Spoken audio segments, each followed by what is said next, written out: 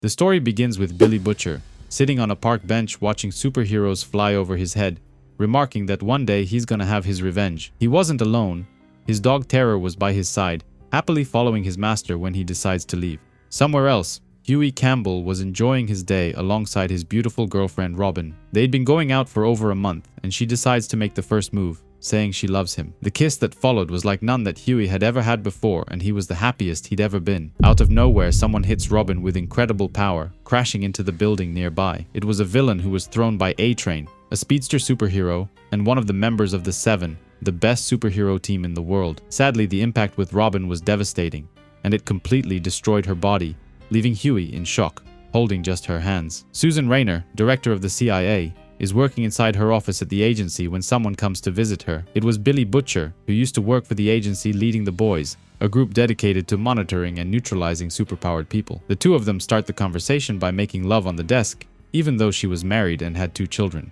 Back at the fair, A-Train was pretty happy with himself, content that he finally apprehended a dangerous villain, unaware of the tragedy he'd just caused. Meanwhile, Hughie was still in shock, unable to let go of his girlfriend's hands, even though the paramedics were trying to comfort him. Butcher claims there are over 200,000 soups in the world, and sooner or later, they'll grow tired of saving the world and turn on the people. The agency needs someone like him, someone to watch and gather information on the soups, and even take out a few of them if needed. He wants to build a team once again, but he needs a replacement for his former boss, Mallory, who quit after a villain murdered his grandchildren. Hughie is visited by a team of lawyers working for Vought American, the entertainment company that leads and manages the Seven. They convince him not to sue A-Train for killing his girlfriend, remarking that she wasn't even his wife and he doesn't have any legal rights. Butcher gets to work in building his team and starts in the office of Mr. Kessler, a CIA analyst who has access to Vought American databases. He finds out they've been covering mistakes and accidents caused by the soups all over the world, including what happened to Hughie's girlfriend. Butcher believes that a man who just lost his girlfriend to superheroes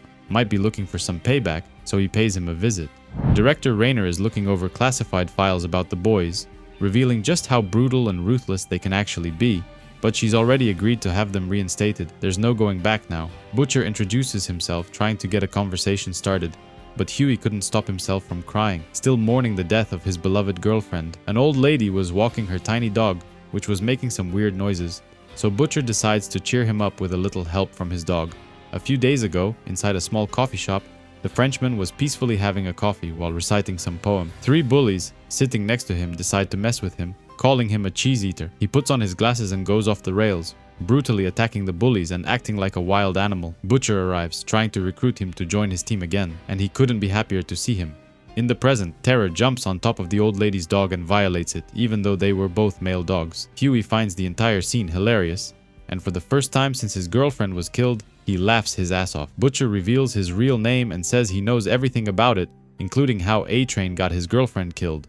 While trying to rebuild his team, Butcher followed the female, aka Kimiko, who goes to a random house and knocks on the door. Inside, there is a group of criminals, and once they open the door, Kimiko goes all out on them. Thanks to her increased strength and agility, she is able to brutally take out all of them, making sure to leave no survivors behind. Butcher tells Hughie everything about the Boys, including the fact that they work for the CIA, but justifies it by claiming there's no bigger threat than superheroes. Soups don't care about anyone but themselves, and people's deaths are nothing more than an embarrassment for them. They get to just walk away as if nothing happened. Butcher also visited Mother's Milk, one of his teammates and closest friends from the army. He is reluctant to join because he has a daughter named Janine to worry about and prefers to stay out of trouble. But Janine doesn't like her father very much and disrespects him, saying she is going out with her friends. Butcher follows her outside and threatens Janine's friends, making fun of their weak guns. He then goes all out on Janine, asking her to be nicer to her dad because he sacrificed a lot to provide for her, and orders her to go inside and do her homework.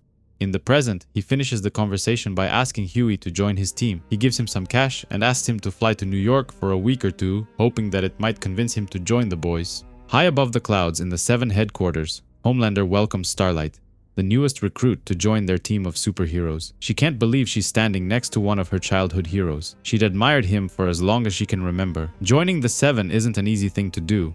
All new recruits have to pass a series of tests and trials, and Starlight passed with flying colors. Homelander wants her to be proud of herself, but before making everything official, there is one final thing he wants her to do. He drops his pants down, exposing his private parts, and asks her to perform oral. Meanwhile, Hughie traveled to New York City and rented an apartment in the South Bronx. But this place is literally a dump and there are crazy people everywhere. Butcher asks him to follow him because he knows a better place and gives him a new passport, claiming the agency arranged for him to become a US citizen. Starlight was in complete shock and couldn't believe what Homelander was asking her to do. She tries to run away and runs into A-Train and Black Noir, asking them for help, thinking that someone was mind-controlling Homelander. Or maybe he was replaced with a drone. But sadly, that wasn't the case. They dropped their pants as well and asked her to do what Homelander asked. Starlight's entire image of the Seven was completely ruined. She thought they were Earth's mightiest heroes who bring justice to all and avenge the innocent. But Homelander doesn't care and says that if she refuses, she won't get accepted into the Seven and will be kicked out. Butcher introduces Hughie to other members of the boys. Baron Wallace, aka Mother's Milk, Serge, aka the Frenchman, and Kimiko, aka the female. Before they begin talking, Baron complains about the headquarters being a dump and not even having a running toilet. Kimiko is hungry and wants Serge to order pizza, but Butcher is annoyed with all of the bickering. Starlight had no other choice and did what Homelander asked her to do, but she couldn't stop herself from crying afterwards. She sees Queen Maeve in the bathroom and introduces herself, but Maeve just tells her to piss off. Butcher briefs everyone on the Teenage Kix, a team of younger superheroes with questionable backgrounds. He wants the boys to spy on them and see what they do when the masks come off, maybe even take out a few of them, remarking that nobody is going to miss them anyway. After a successful mission, the Kix organize a big orgy amongst each other, celebrating the best way they know how. They were running from room to room, changing partners and screaming change every time they wanted to try someone new. Every member had their own little kinks and perversions, and the women were making every one of their dreams come true. Hughie was watching everything from the building next door, gazing in complete shock at what he was seeing. Meanwhile, the Seven have their first official meeting since Starlight joined, and Homelander wants her to say a few words. A-Train makes slurping sounds, insinuating what she had to do to get accepted in the first place. The Deep wonders why Homelander, Queen Maeve, and Black Noir receive a higher share of the merchandising sales, but that's because they are the big three, the main superheroes, who ultimately sell more than anyone else on the team. Hughie tells Butcher everything the Kix have been up to during the orgy, but he knows all about it, claiming they do this quite often. Hughie also notices the girls were doing but the had a different color. They were blue. Homelander scolds A-Train for making fun of Starlight during the meeting, claiming he doesn't like mixing business with pleasure, not in front of representatives from Vought. He threatens him, saying that if he ever does that again, he's going to kick him from the Seven, and orders him to remain on his knees while he walks out. Butcher meets the director of the CIA and spends another passionate night together. She came all the way from DC to give him something, a vial of Compound V, a blue substance that alters DNA, and gives normal people superpowers. Hughie continues spying on the Kix, recording the members making love amongst each other, questioning if some of them are even aware of the partners being switched all the time. He shows everything to Butcher, who forcefully injects him with a dose of Compound V. Butcher claims he did it for his own good, trying to make him stronger, because if any of the Kix members realized they were being spied on, he's gonna need it. Hughie was mad and threatens to leave the group, claiming he didn't sign up for this, and goes back to his hotel in the Bronx. Still conflicted about his argument with Butcher, Hughie goes on a walk through Central Park. He sits down next to Starlight and the two of them begin talking. She thought he was British, but he is from Scotland and came to New York City because of work. He doesn't know if he should take the job, remarking that he doesn't like the people he's working with, and Starlight totally understands. The two of them hit it off and have a pleasant conversation, but she doesn't mention who she really is. Meanwhile, the Teenage Kix are arguing amongst each other after the boys sent them an email containing all the evidence they've collected for the past week. The boys were dying of laughter, hearing the Supes fight amongst each other while looking over the files. But to make things worse, the second email says they want to randomly expose one of them unless they pick the person who gets exposed. While they decide, Hughie and Butcher grab a quick lunch at one of the best burger shops in the city. Hughie wants to stay and finish this mission, claiming he still hasn't decided if he plans to permanently join the team or not. Teenage Kix picked Shoutout to be the member who gets exposed, organizing a press conference where he confesses he is actually gay. Homelander watched the entire scene live and thinks that someone is behind all of this. He knows the boys are behind this but remains vague, refusing to share the details with the newer members of the team. He did, however, send an email to the Teenage Kix, accusing Butcher and his people of sabotaging them. Big Game, the team's leader, confronts them, claiming he's gonna put all of them in the hospital for daring to come after them. But Butcher is unfazed and laughs in his face, claiming he can't wait for them to fight. Butcher goes straight for the leader and headbutts him, instantly breaking his nose. The other members follow his lead and a brutal fight erupts, but while the Kix are just superpowered humans, the boys are trained soldiers who know how to cause a lot of pain. Mother's Milk and Frenchie team up and incapacitate two of the Supes, while Butcher grabs Shoutout by the balls. However, Hughie wasn't doing too good, and Blarneycock jumps him, threatening to poke his eyes out. Hughie is not used to fighting and panics, stabbing the Soup through the abdomen and instantly killing him. They weren't supposed to kill each other, just beat each other up, but this was an accident. Shoutout burns Butcher's face, which pisses him off, and he goes all out, breaking both of his hands. While Blarneycock laid lifeless on the ground, a small hamster crawled out of his belt and started eating him. Hughie feels sorry for the small animal and takes it with him, while Butcher stays behind to deal with the police, who quickly show up. The next day, the Teenage Kix organize a funeral for their killed teammate, and the entire ceremony was being televised. The Young Americans' leader said a few nice words, while Adam Fleischer, spokesman for Vought American, remarks that Blarney was a friend of the Seven and will be remembered forever. Even though it was self-defense, Hughie feels bad about killing a man and wants to quit and fly back home. Butcher decides to tell him the real reason why he joined the boys. His wife Becky was violated by a Soup, but she didn't tell him about it and kept it a secret. One night he woke up and her guts were all over the bed, and a super fetus was crawling out of her stomach. He had to kill it with his bare hands and has the scars to prove it. Ever since that day, he's hated Soups and vowed to take out the one responsible for killing his wife. He claims the government and the army are afraid of superheroes and choose to let them be. That's why their job is so important. There needs to be someone that keeps them in check, and the boys are the only ones who can do this. Homelander gives a press conference introducing the newest member of the Seven to the public. Vought decided to make Starlight's costume a bit more revealing, claiming she wasn't sexy enough for the general public. Issue 7 begins with Tek Knight visiting a psychologist, complaining that he can't stop humping things and needs serious help. He is one of the founding members of Payback, a superhero team that saves the world almost weekly. Everything started a few weeks ago when he and his team were out on a mission. Out of nowhere, he realized that Mind Droid has a great ass and felt an uncontrollable urge to do something about it. So he pleasured himself while flying. He got suspended because of this, and ever since that day, he's humped anything he could get his hands on, including a side of beef, his niece's chinchilla, a hole he found in the wall of his cave, and more. Tek Knight claims he is not gay, but he's in danger of permanent exclusion from the world's second greatest super team. Ladio, his sidekick, heard him humping the tailpipe of his car last night, but luckily, he's not the sharpest knife in the drawer, so he made up a crazy story.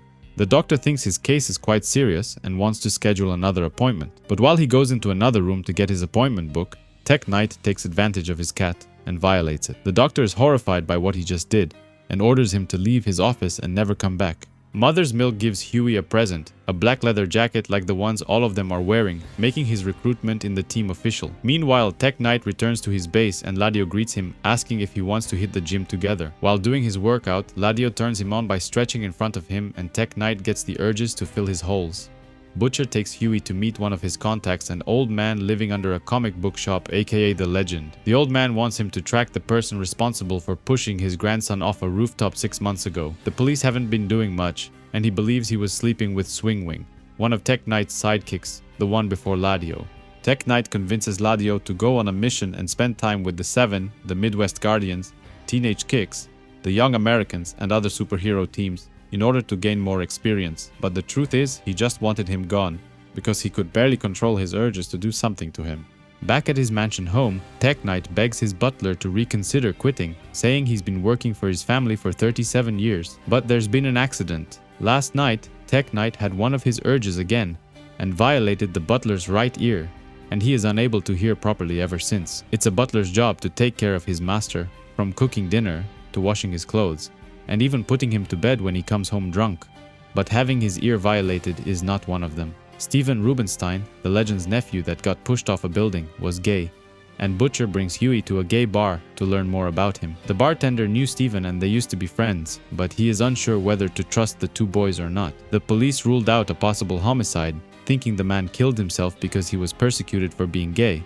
But the bartender thinks otherwise. He remembers seeing Swingwing coming to the bar a few times, and one time he even brought Tek Knight, who loathes gay guys and couldn't wait to leave. The bartender isn't sure if Swingwing is gay or not, saying he comes across as somewhere in between flirty and patronizing. Later, Hughie confesses that Butcher surprised him. He thought he would be more uptight about being inside a gay bar, but he was the total opposite. Mother's Milk claims Butcher doesn't hate gay people. He doesn't hate anyone unless he has a reason to. Eventually, they decide to give Tek Knight a visit in his giant mansion, but he had to open the door himself, because he didn't have a butler anymore. Butcher, however, knew his secret identity and asked if they could have a few words in private. The boys walk inside his home and act as if they live there, with Butcher leading the way towards the library. He knew exactly where the secret entrance leading to the tech cave was located. Apparently, a couple of years back, they captured one of the members of Payback and interrogated him, and he told them everything about Tek Knight, his secret identity, and his cave. The boys want to know more about his sidekick, Swingwing, because they think he murdered Steven. Tek Knight doesn't have a lot of information he can give them, but he confirms that Swingwing is gay. Hughie excuses himself because he needs to use the restroom and leaves the two men talking. Sadly for him, the bathroom was locked, and the burritos he ate earlier were badly wanting to come out. Tek Knight refuses to answer any more questions and claims the security was triggered, so the two boys leave. Apparently, Hughie couldn't hold it any longer and defecated inside the cave. The boys find his entire ordeal hilarious and couldn't stop themselves from laughing, thanks to Butcher who ratted him out. The newspapers exposed Tek Knight's secret identity, calling him a pervert for trying to violate his butler. Apparently, he couldn't keep a secret for long. The boys realized that he might actually be gay, and he killed Steven out of jealousy for going out with Swingwing. They go back to his mansion and surprise him by showing up in his cave uninvited. Tek Knight is already upset about the butler exposing him and wants to end Butcher, but they didn't come alone. The female was there as well, and she goes all out on him, destroying his costume and leaving him in a puddle of blood. Tek Knight claims he didn't kill Steven and that Swingwing isn't gay. He lied because he wanted them to go after him. It was Swingwing who told everyone about his problem, including the Seven, who declined his offer to join the team.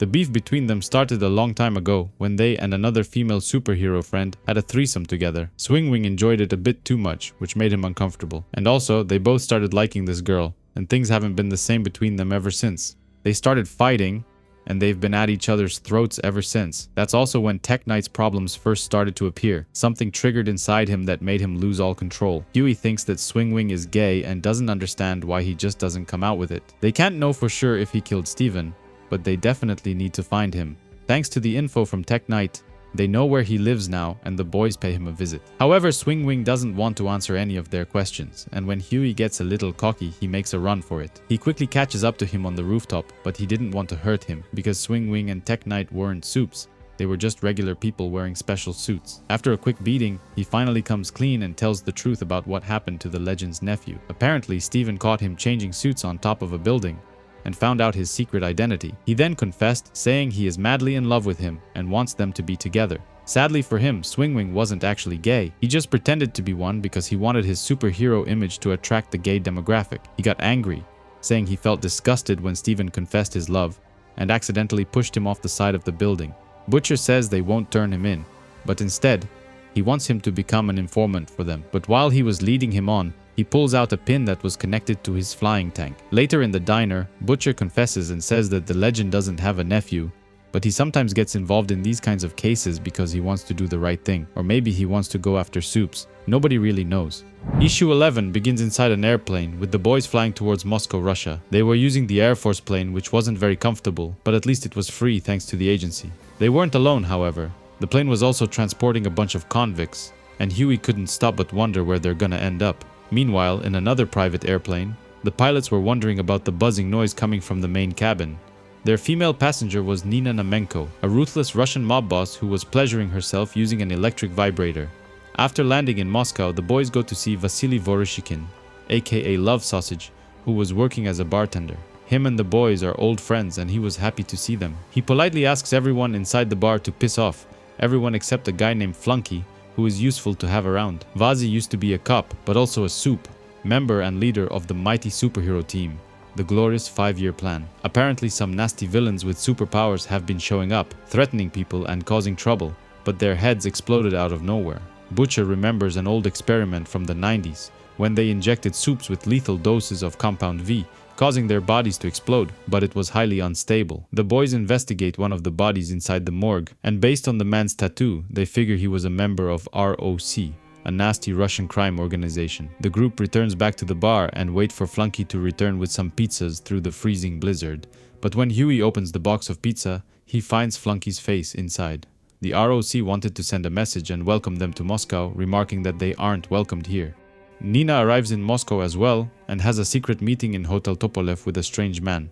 The man informs her they are working on a formula of Compound V and they've refined it to about 98% plus. Sadly, it's not perfect just yet, and the few soups that were injected with it exploded. The entire meeting was secretly recorded by two guys who admire that man for being so calm especially since Nina is very dangerous and has killed over 2,000 people. The man says that Washington won't interfere with her plans because the Americans will be busy with the elections next year. He asks her to keep her eyes on the prize and even calls her Tsarina Nina, which gets her kinda hot. Meanwhile, the people who murdered Flunky were hiding inside a car right outside the bar, but the boys were onto them. Frenchman gets close to the car and surprises them, killing most of them, except one. Nina goes to the bathroom and pleasures herself once again, while the two men watch everything via spying cameras. After interrogating one of the killers, they find out that Nina hired them to kill them, and also that she was having a meeting with a strange man at Hotel Tupolev. Mother's Milk goes straight to the hotel and waits at the bar, hoping to catch the mysterious man and find out who he is. Butcher and Hughie follow Nina to one of her secret warehouses, where she was keeping over 150 soups, armed and ready to strike at her given order. Butcher realizes that she probably wants to use them for a coup, trying to take over the government of Russia. Mother's Milk was able to take a few photos of the strange man that met with Nina, and Butcher instantly recognizes him, but he doesn't know from where exactly. They follow him and find out he wasn't working alone. Him and two other guys were having a conversation outside the hotel. The man realizes that he's being followed and calls Nina, asking her to finish the job and take out the boys before they get to him. Butcher follows the guys from the van who sneak inside Nina's private jet, trying to sabotage it. One of the guys was trying to plant explosives inside, not to kill her, but just as a backup in case she turns on them. While Butcher interrogates him, he finds one of Nina's giant dildos, but the man says that's nothing. He should see the one she carries around. Butcher sabotages his plans, but before leaving, he gets a little violent, trying to find out what deal they have with Nina and everything else about the V variant that blows people's heads off. The boys reunite back at the restaurant and Butcher tells them everything. The man they were following earlier works for Vought American. He's one of the high-end executives that even attends the 7 meetings. Nina injected her soups with Compound V and wants them to attempt a coup.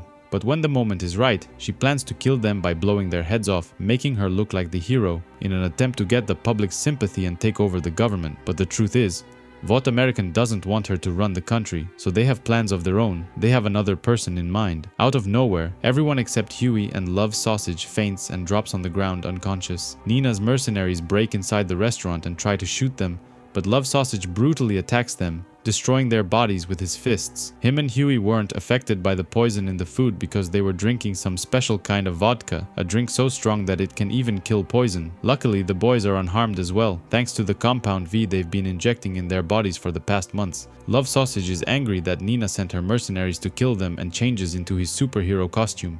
He then goes after one of the bosses that sent the mercenaries to kill them, and breaks inside his office. He is attacked by a big guy, but unlike him, he has powers and easily breaks his hand. The boss runs away and they chase him down the stairs, but they aren't even sure where they are exactly. This place is actually a strip club filled with beautiful naked women, dancing and performing for lonely men. Even though Love Sausage is incredibly strong, he has a weakness. Getting an erection weakens his powers, and he can barely walk straight. Erections are like kryptonite to him, and when he has one, he turns into a normal person. They eventually catch him and find out that Nina hired him to kill them, so they go after her. Realizing that things didn't go as planned, she tries to run away and takes off in her private jet. They were too late. Nina was angrier than ever, so she decides to take out the biggest vibrator she had and release some of the stress. Unfortunately for her, the moment she turns it on, it causes a big explosion that takes out the side of the airplane. When Butcher was inside her jet earlier, he planted an explosive inside her vibrator, knowing that she'll probably use it later. He also tells them that Vought American gave her the wrong trigger and she wouldn't have been able to take out the soups after the coup. Vought had a different person in mind to take over the country and she was expendable. Butcher tells the agency everything that happened in Russia and that Vought American tried to take over the government, but the CIA doesn't want to go after them because they are afraid of soups and what they might do. Angry that everything they did was for nothing, Butcher returns to the warehouse holding the Compound V trigger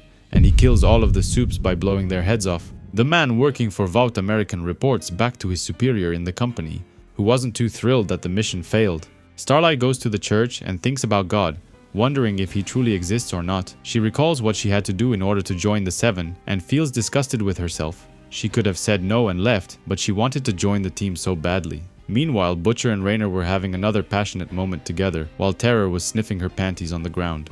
Annie recalls her first 6 months spent with the 7, attending the meetings and seeing a strange man sitting in the corner. This man attends all the meetings but doesn't say a word. He's probably someone in charge from Vought American. She even met Vic the Veep, who is the Vice President of the United States and also secretly working for Vought American. She feels lonely and overhears her teammates talking behind her back, making fun of her and calling her stupid. Hughie visits the legend, who tells him that Blarney Cox is back in town.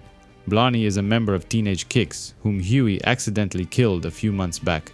Just like in comic books, Soups come back from the dead, but his mind isn't what it used to be. The old man wants Hughie to kill him again, remarking that he'll consider it as a favor to him.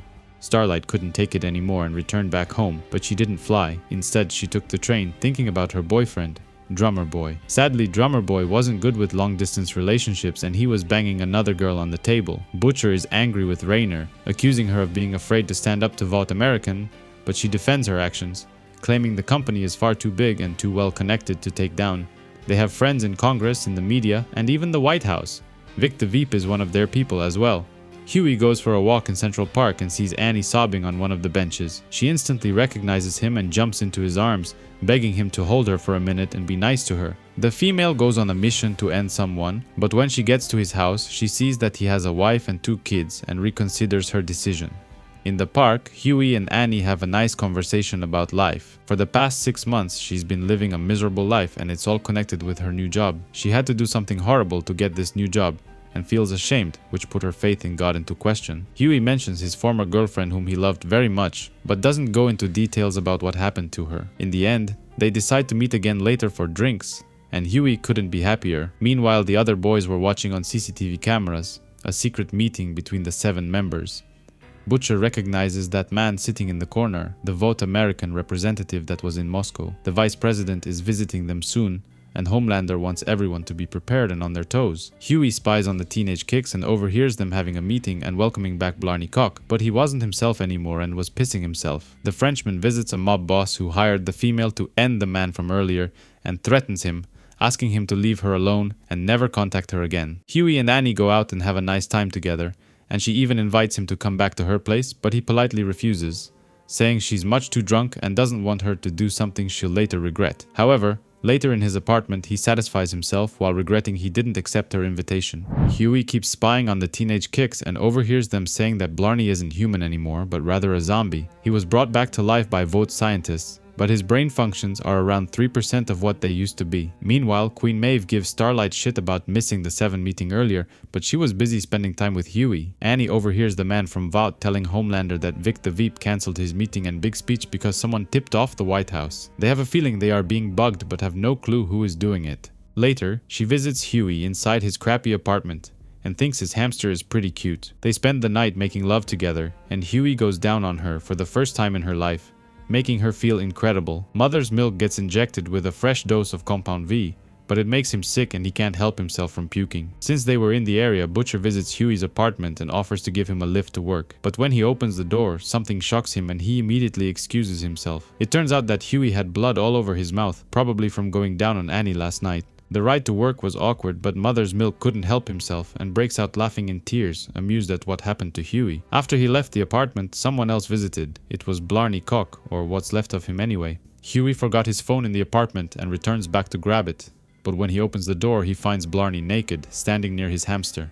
Blarney recognizes him and accuses him of being the one who murdered him, but he couldn't talk properly and was drooling. Hughie apologizes, saying it was an accident and he didn't mean to do it. It was self-defense. When out of nowhere, Blarney starts peeing all over his carpet. A-Train picks on Starlight as well, trying to shit on her for missing an important meeting, but she gets mad when he wouldn't back down.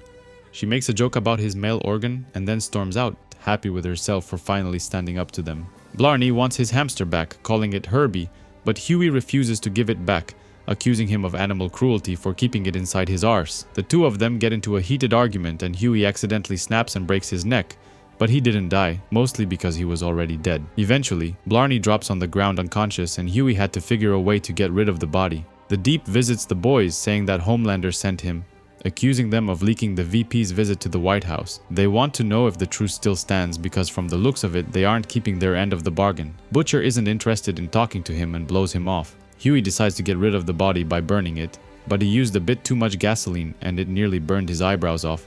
Butcher watched the entire thing from the shadows, but he didn't interfere. He wanted to let him do this alone. Hughie says he finally met someone, a beautiful girl who he really likes, but it's in the worst possible time of his life when all these bad things keep happening around him. After dealing with the zombie superhero, The legend agreed to tell Hughie everything he wants to know about Vought American, starting all the way from the Second World War. They began as a company by making weapons for the army, but they weren't very good at it.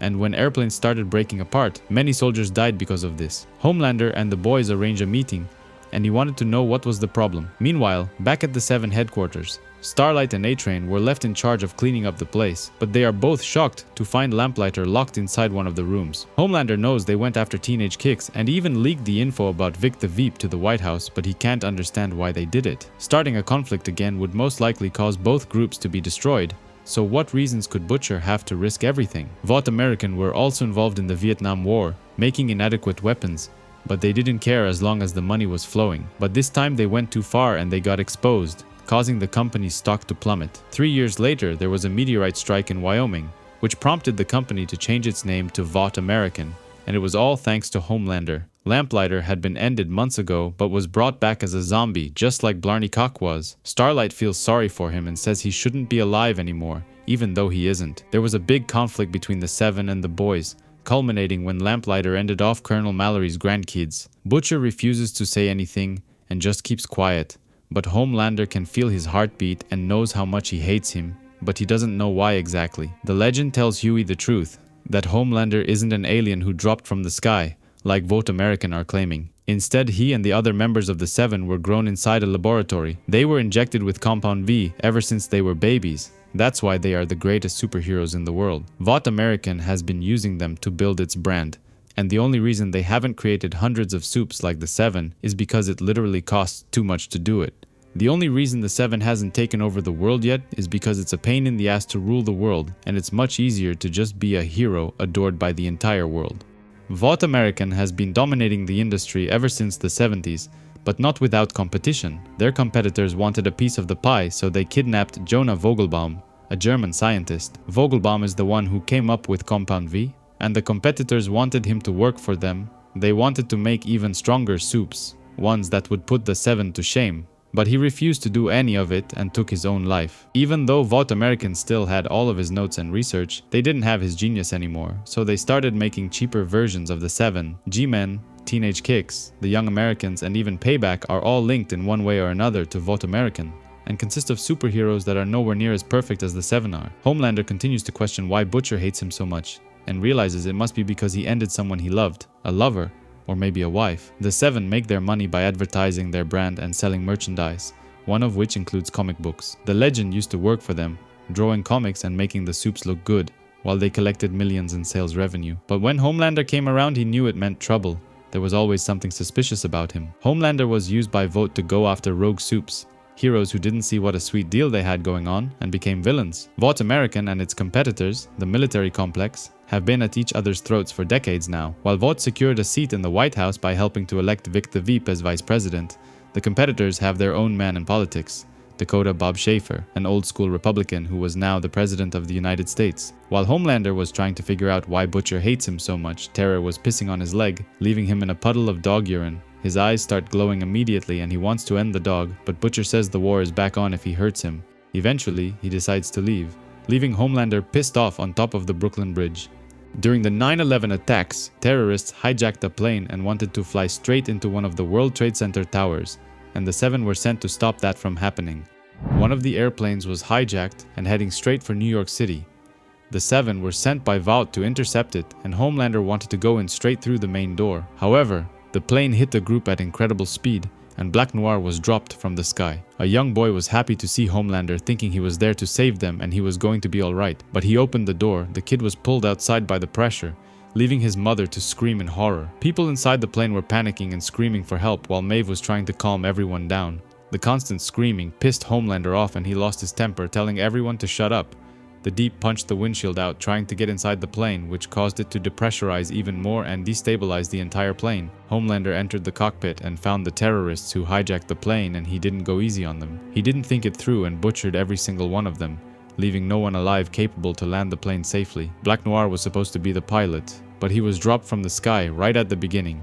Mr. Marathon was desperately asking what should they do, prompting Homelander to give up. He wanted to leave and Maeve wanted to stop him, but that was a bad idea. He goes back to the airplane's door and wants to fly away, but Marathon grabs his legs and holds on tight. As Maeve was still inside the cockpit heading towards the city, Marathon was holding on to Homelander's feet, but he threatens to destroy him with his heat vision if he doesn't let go. Eventually, Homelander decides to save him and takes him on his back, but the plane was still heading towards the city, threatening to end thousands of people. He flies towards the plane, trying to hit its tail and divert it away from the city, but the impact with the plane instantly decapitates Marathon, which instantly ends him. Left without its tail, the airplane headed straight towards the Brooklyn Bridge, causing a massive impact which destroyed the bridge. The legend claims that the president played everything by the books. He ordered planes to take down the other planes that were hijacked, but someone gave the order to let the 7 handle the last one. Legend can't figure out who gave this order, and he wants to know what happened in the White House that morning.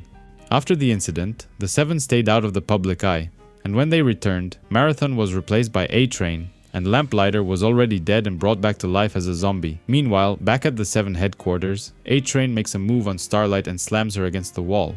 He then pushes her on the floor and takes his pants off, wanting to take advantage of her, but she defends herself, using her powers to momentarily blind him. He started screaming and accused her of blinding him, but she says he had it coming for doing that to her. The other members return after meeting the boys, but Homelander wasn't in the mood to hear A-Train complain and chooses to ignore him.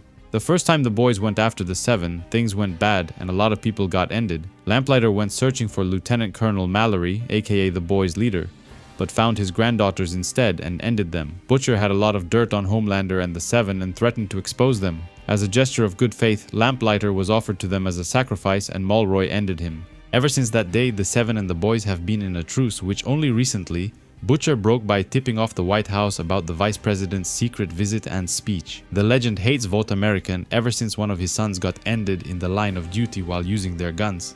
He got ended for profits, and the legend swore to expose them for it. His other son was a douchebag, someone by the name of Blarney Cock, aka the member of Teenage Kix, whom Hughie ended not too long ago. While everyone has different plans, Butcher stays home and looks over CCTV footage they've collected for the past year, trying to uncover some of 7's darkest secrets. He gives Hughie a file about the G-Men squad of superheroes, claiming they are next in their target. Hughie meets Annie in the park, and the two of them talk about their relationship. She was ashamed about what happened when they first made love together, but he reassures her it's not a big deal. She thinks they are moving a bit too fast, so he offers to kiss her really slowly. Back at the apartment, Butcher catches a glimpse of Starlight as the newest member of 7 and thinks he's on to something. Issue 23 begins with Hughie and Annie waking up after making love and spending the entire night cuddling together. Both of them had a great time, but Hughie needs to get back to work and lets her sleep a little longer. Somewhere else, Butcher is having breakfast with the CIA director, Susan Rayner. She tells him that Silver Kincaid, one of the founding members of G-Men, just ended herself. Her powers were special. She could control pressure and turn it on her enemies, but last night she used it to end herself. Vought American were faster and got to her immediately. By the time the CIA arrived, her body was already gone. Rayner thinks that something weird is happening inside G-Men, and she wants the boys to spy on them and report back. He agrees to do it, but before leaving, he takes her in the bathroom and gives her the Butcher special, degrading her just like she likes it. Butcher informs the team about a special mission that will keep them busy for the next couple of weeks. G-Men, G-Force, G-Style, and G-Wiz are all superhero teams controlled by Vought American, and they generate a lot of profit for them. The members are mostly teenagers, just like the Teenage Kix, and are branded as outcasts. John Godolkin is the one who put together all these teams and they want to spy on him, but to get to him they need to infiltrate one of the teams. Butcher wants Hughie to infiltrate G-Wiz, a close-knit team that consists mostly of superhero friends, in hopes of later joining G-Men and getting close to Godolkin. Back at the 7 headquarters, 2 buff dudes came to visit Maeve and pleasure her, but Starlight had no idea what was going on.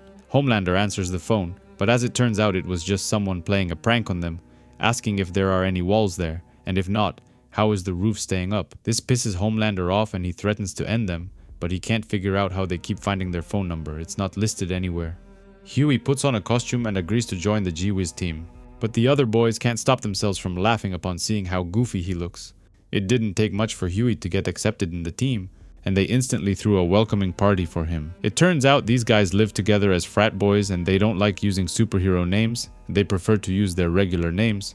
One of the members was there before all of them. Many years ago when he joined, they asked him to shave the snow leopards at the Bronx Zoo, but he was badly injured, and ever since, he's been hanging out with the G-Wiz. One of the members gives Hughie a tour of the house, showing him the porn room, where they have a giant collection of over 20,000 movies. The legend is the one who provided the false papers that say that Hughie was sent over by Vought American to join the team, and until they figure out he isn't a real superhero, he will be long gone. Meanwhile, Mother's Milk investigates Silver Kincaid's suicide, one of the founder members of G-Men. Maeve was done using the two guys who came there to pleasure her, and asks Starlight if she wants to have a go with them, but she wasn't in the mood. It turns out that the people calling the Seven headquarters and pranking them are actually the G-Wiz members. They make fun of Jack from Jupiter and Homelander. Starlight picks up the phone and wants to hang up, but Hughie says a few words himself, which causes them to recognize each other's voices. While this was going on, Frenchie and the female were spying on them, sitting in a van outside the house, just in case things go bad and Hughie needs backup. The next day, Hughie is taken to meet the G-Men, and they are greeted by the team's founder, John Godolkin.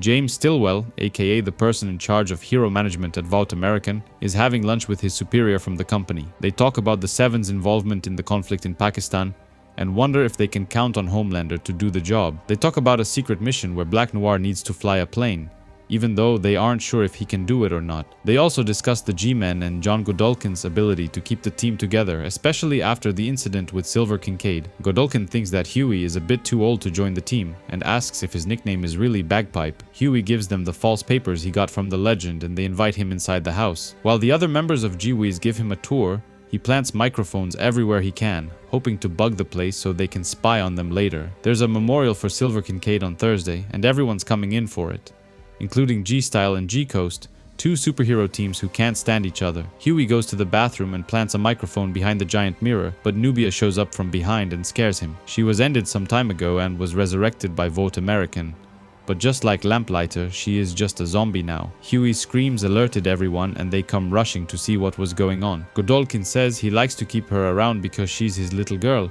and just like the others, they are all his children.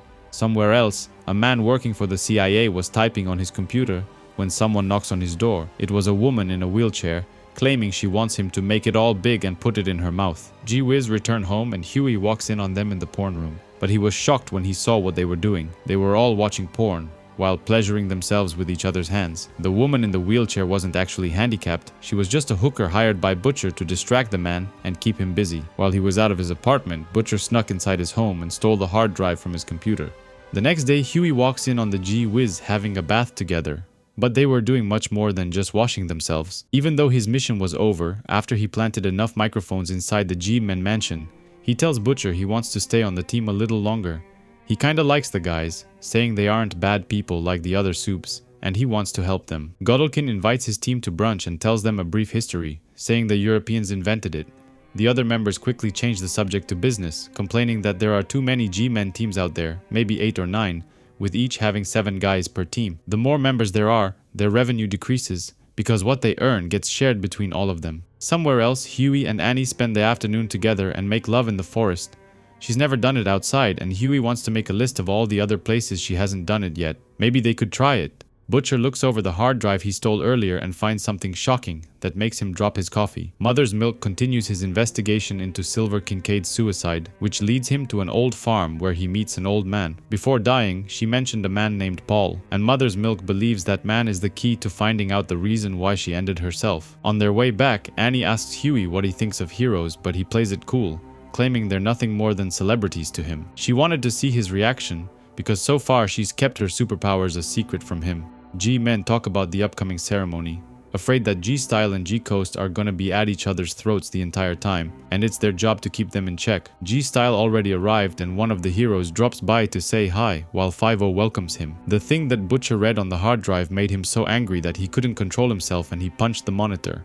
The old man talking to Mother's Milk used to be a father, but his daughter disappeared a long time ago when she was just a little girl. Someone kidnapped her while she was waiting for ice cream in front of an ice cream shop, and no one has seen or heard from her ever since. During the conversation, Mother's Milk realizes that the little girl was none other than Silver Kincaid, who later turned up as a member of the G-Men under Godolkin's leadership. Hughie and the G-Wiz go into town to celebrate St. Patrick's Day, where everyone was getting drunk and having fun. After having way too many beers, the team goes inside a bathroom and starts pissing on each other. Randall asks Hughie to unzip his pants and join in on the fun, but he couldn't. The whole scene was disgusting. Later, he meets with Butcher at the bar and talks about them, saying that all of them were orphans when Godolkin found them and recruited them to be members of G-Style. They were raised to be members of the team and have no experience at real life. They don't have boundaries or know anything about what's sexually appropriate. Even so, he thinks that most of them are nice guys, but they act as if something was done to them.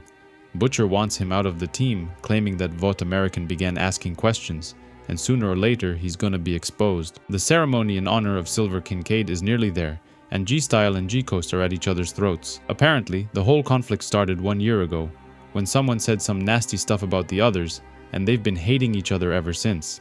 Godolkin calls Stillwell and asks him for a favor.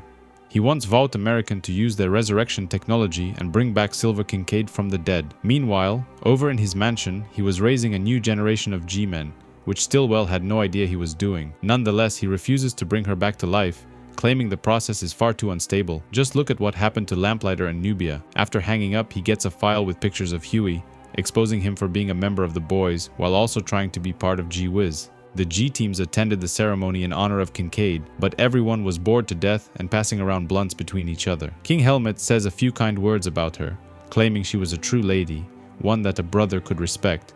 However, he makes a joke about the bouquet of roses brought by the G-Coast team, which prompts them to call him out and a fight erupts between the members. G-Wiz were complaining that one day they will have to split up and join one of them, saying they don't want to end up like them. Frenchie informs Butcher that Hughie attended the ceremony, even though he told him to quit the team because he was exposed. Stillwell informs his boss that Godolkin can't be trusted anymore.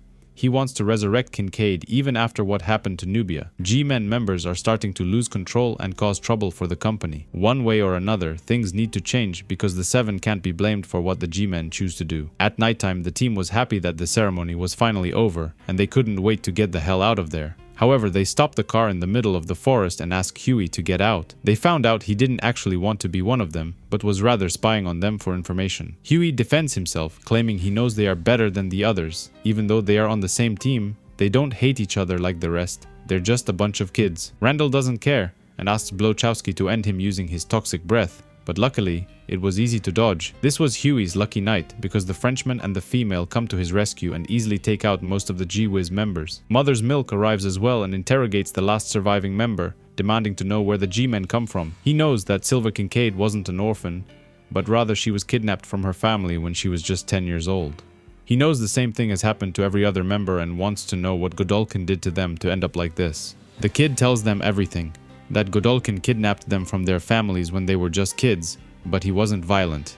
He promised them candy and toys, and they willingly went along. However, after a few days they all became homesick and wanted to leave, but he wouldn't let them, saying they are G-Men members now. They were injected with Compound V almost every week, and sooner or later, all of them developed special powers. They grew together as friends and liked all the attention and toys they were getting, and eventually they even forgot about their families. But Hughie was curious to know why some of them go mental. What was wrong with them? It turns out that Godolkin was abusing them early on and nobody was there to stop him. Sometimes the older members joined, and even though it was horrible, none of them wanted to leave when they grew up. They liked being G-Men, having money, power, and all of their needs taken care of. Out of nowhere, someone opens a portal and punches him through the mouth, ending him on the spot. All of the G-teams were alerted to their presence and rushed outside to deal with them. Hughie was angry as hell and convinces the other boys to follow him into battle, determined to stop Godolkin and his degenerates. Clearly, they stand no chance against an army of supes who thought they were out of their minds. Suddenly, the place is surrounded by a team of special soldiers who attack the supes, firing at them with an onslaught of bullets and ending without discrimination. Machine guns, rocket launchers, and even flamethrowers. No expense was spared at taking them out. In the end, Stillwell gets out of his helicopter and comes to talk to Butcher, saying that they can clean up their own shit. The G-Men were too much of a liability for Vought American, and the only superhero team that truly matters are the Seven. The next day, the company didn't waste any time and promptly showed up to clean up the frat house where G-Wiz used to live. Stillwell was informing his superior that all of the G-members were dealt with, all except the new kids who were being trained by Godolkin. The mercenaries hired to do the job had their limits, but he found a way around it. All of the kids were gathered together and placed inside a container, then dropped from an airplane above Iceland. Butcher has a heart-to-heart talk with Hughie and says he put not only himself in danger, but the entire team when he attended the ceremony. Deep down, he only wanted to help a few of them, but they were just brainwashed beyond the point of no return. Frenchie brings the female to an amusement park, where she usually finds jobs as an assassin. Because of what happened to her, she can't control herself and needs to end people, even though Frenchie wants her to quit and offers to help her. However, she can't resist her urges and goes inside, leaving Frenchie alone in the car. Butcher returns and bullies the man working for the agency, demanding to know why Raynor wanted to get involved with G-Men. It turns out that Silver Kincaid was working for her, spying on the G-Men while also being a member. When Godolkin got suspicious, she wanted to stop. However, Raynor convinced her to keep going. In the end, the pressure got to her and she took her own life. Stillwell visits the Seven and has a private conversation with Homelander, informing him of what happened to the G-Men. Because the teams were a big part of their revenue stream, the Seven will have to compensate the shortfall, and they are looking into new marketing ideas. Homelander wants to make a move on Butcher, but he can't, because if he ends him, thousands of files exposing the Seven will leak to the media. However, Stillwell thinks there might be another way to get to him, by going after his team. They are only 5 after all. Butcher visits Director Raynor in her office at the CIA and bends her over the desk while she degrades him. By withholding information about G-Men and Silver Kincaid, she put the boys in danger and Hughie could have gotten ended. He threatens to end her entire family and then her, if she ever does anything like that again. The Super Dupers throw a welcoming party for Malchemical, who wasn't too happy to be here and didn't understand what he did to deserve this. He is quickly introduced to the team, including the fat guy, aka Bobby Badwing, and Black Hole, the guy who can eat and absorb anything. Clanker has a tic where he can't control himself when cursing and calls everyone cunts. Hearing this makes Malchemical lose his shit, and he can't stop himself from laughing about it. Later, they go on one of their walks, patrolling the neighborhood and helping everyone in need. They find a small kitten stuck in a tree and decide to help, but things are not easy. Kid Camo uses his proto-powers to cloak himself and blend in with the tree, but he drops the cat, which bounces off Bobby's body, throwing it even higher into the air. The impact hits Bobby's bladder, which causes him to pee, but he couldn't reach his thing to take it out. While his friends rush to help him, he pees all over Black Hole and Auntie Sis. The Legend and his team are hacking the Vought American mainframe, spying on them and gathering information, which they later give to Butcher. But something feels off with the file on Super Dupers, and Mother's Milk realizes there is something missing from the file, and Hughie might not have the full picture. Auntie Sis confronts Malchemical,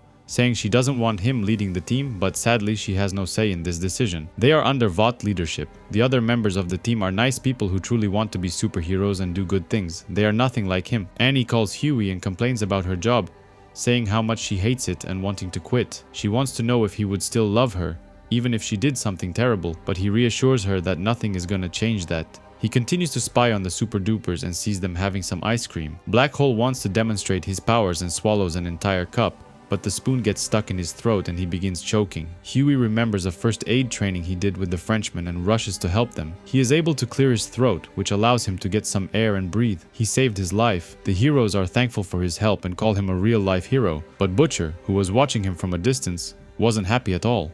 Mother's Milk calls the Legend and pretends to know the truth about Hughie. He convinces him to tell him what he and Butcher are suspecting, that Hughie is a plant from Vought American. Hughie begins another day of spying on the Super Duper, eating a donut and drinking some coffee. Out of nowhere, Bobby Badwing rolls down the street and jumps on top of his car, nearly killing him. He didn't mean to do it, he just wanted to bounce above him, but it didn't work. Inside their home, Malchemical confronts Auntie Sis because she wrote an email to Vought, complaining that he is rude with them and isn't being a team player. Now they are writing a report on him, and if things turn out bad, he's going back to his old team, Team Titanic. She threatens him, vowing to send another email if he doesn't behave well, but he has other plans on his mind. Hughie is invited to come inside while the others help wash his clothes, which were stained with coffee. Malchemical walks in and wonders who the new guy is, but starts laughing maniacally as soon as Clanker starts cursing again. Hughie confronts and calls him a cunt, asking him to be nice to the other soups because they are good people. Starlight writes an email to Hughie, detailing everything about her, how she is a superhero member of the Seven, and what she had to do to join the team. But in the end, she reconsiders sending it, afraid of his reaction, thinking he might leave her because of this. Bobby and Auntie Sis have an intimate conversation where she confesses that when she was a little girl, she got stuck under her auntie's underwear. She is claustrophobic and started panicking, thinking that she's gonna die, and ever since she can't stand being in tight places. But what she didn't know is that Bobby was actually Malchemical in disguise. His superpowers are shape-shifting, and he can take any shape he wants and make himself look like anyone. Hughie goes back to his hotel and sends voice messages to Butcher, saying he's wasting his time because the Super Dupers got nothing to hide. Meanwhile, Mother's Milk had a few too many beers and decides to take matters into his own hands, starting by confronting the CEO of Vought American. He throws a beer bottle into his limousine and gets up close to his face, but the bodyguards get in the way. Stillwell asks his guards to shoot only if he makes a move on him. He didn't want to make a mess right in front of the company's building. He tells to calm down and grow up. He doesn't want to start anything here and better back down. Back at the home, Malchemical ambushes Auntie Sis and covers her entire body with his skin. This triggers another panic attack, and she screams for help while the others rush to see what is going on. He shows his true face and threatens the heroes, saying that from now on, he's the one calling the shots and won't allow anyone to ruin his report card at Vought American and ruin his chances of going back to Team Titanic.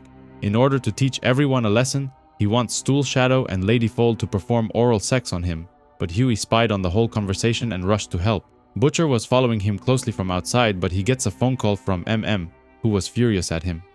Was angry that he went behind their backs and didn't tell them about his suspicion that Hughie might be a spy, even though he doesn't believe it to be true. Hughie confronts Malchemical, but he is no match for him and gets easily dealt with. The soup changes his body into something else, part monster and part gas, and then threatens to end Hughie. But Butcher was right behind him and decides to help his partner. He uses his lighter to light him on fire. Luckily, he was flammable gas and he immediately starts burning. In the end, he burns himself alive, and Butcher goes to check on Hughie. He carries his injured friend outside while the super duper heroes are left in horror after witnessing such a horrific event. Back in New York City, Mother's Milk confronts Butcher, furious that he went behind their backs and put Hughie's life in danger. He claims that he was able to hack Vought American's network and found out that Stillwell ordered the G-Men to take Hughie out, which means he definitely isn't working for them. For now, Butcher doesn't want him to tell Hughie that they know about him and Starlight, because she might be their best bet at having a go at the Seven. Hughie and Annie spend another beautiful afternoon together, talking about how both of them keep their professional life a secret. They've never met each other's colleagues or friends, but that's mostly because Hughie still doesn't believe that he's managed to pull off a beautiful blonde girl like her, and he's afraid that his friends might steal her away. Stillwell visits the Seven and tells Homelander he wants him to make an appearance during the religious event called Believe. He is reluctant to do it because he thinks it's stupid and has better things to do. Stillwell wants Starlight to make an appearance as well. In fact, she's just been promoted to minister within the Believe structure. Just like Homelander, she refuses, but Vought American insists. Stillwell wants both of them to attend and do their part. Later, A-Train wanders the empty corridors of their station and overhears something. He sees Homelander half naked, curled up on the floor and crying, talking to himself. This scares A-Train, and he runs away as fast as possible, hoping that Homelander didn't see him. Butcher didn't mention anything about Starlight to Hughie. He wants to go after the Seven as hard as he can, and he'll come clean with him when the dust settles. Hughie meets Annie in the park, and they couldn't believe how they've ruined it by setting up the stage for the big religious event. Ever since he confessed his love for her, she's been feeling guilty because she keeps a big secret and doesn't want to hide it any longer. She comes clean and tells him the truth, that she's a superhero. She uses her power and starts flying, leaving Hughie in a state of shock and disbelief. She told him she was working in the fashion industry and claims the real reason she didn't tell him the truth is because they are not allowed to share their true identity in the Seven. Hughie couldn't stop from fantasizing about the dreadful moment when his fiancée was killed by A-Train, remembering why he hates superheroes in the first place. Annie calls the Seven horrible, claiming they are disgusting, selfish, heartless, literally the worst people you can imagine. But is Hughie really a saint himself? He's done some bad things since he joined the boys, and he can't really blame her for keeping secrets. Everything is too much for him to handle, and he starts puking and then runs away like a coward, unable to look at her any longer. The Believe Fair begins, and lots of Christians have gathered to meet their favorite heroes. The female disguises herself to look like an innocent young girl, but a fat kid steals her candy. She fantasizes about tearing his face apart and then killing everyone else there, but luckily Frenchie manages to calm her down. One of the top heroes attending is O Father and the 12 disciples, who take pictures reenacting the dinner between Jesus and his disciples. Homelander visits him and says he wants to talk. The two of them are good friends and even attended Herogasm together. Hughie runs back home and curls up in his bed, but he acknowledges that he's just as big of a liar as Annie is, and he can't really fault her too much for not telling the truth. The festival begins, and Starlight gives a speech in front of a big crowd of people, all in the name of Capes for Christ. Homelander is planning something and wants O Father to back him up. He wants the government to use superheroes for national defense, but things aren't going as expected, especially after the 9/11 attacks when Homelander failed to save the plane. If he decides to make a move, He wants to see what other heroes will have his back and asks Father to arrange a meeting later on. Butcher meets with Hughie and tells him he can count on him for anything, including if he wants to talk about something that's bothering him. He can be like a bigger brother. Hughie confides in him and tells him everything about his relationship with Starlight. The whole thing sounds so crazy that he doesn't believe it himself, but Butcher does. Homelander tells Starlight he was impressed by how she stood up for herself the other day against Stillwell. Even if she still had to attend the festival and be a good girl, it's good to show the people at Vought that they are not their lapdogs.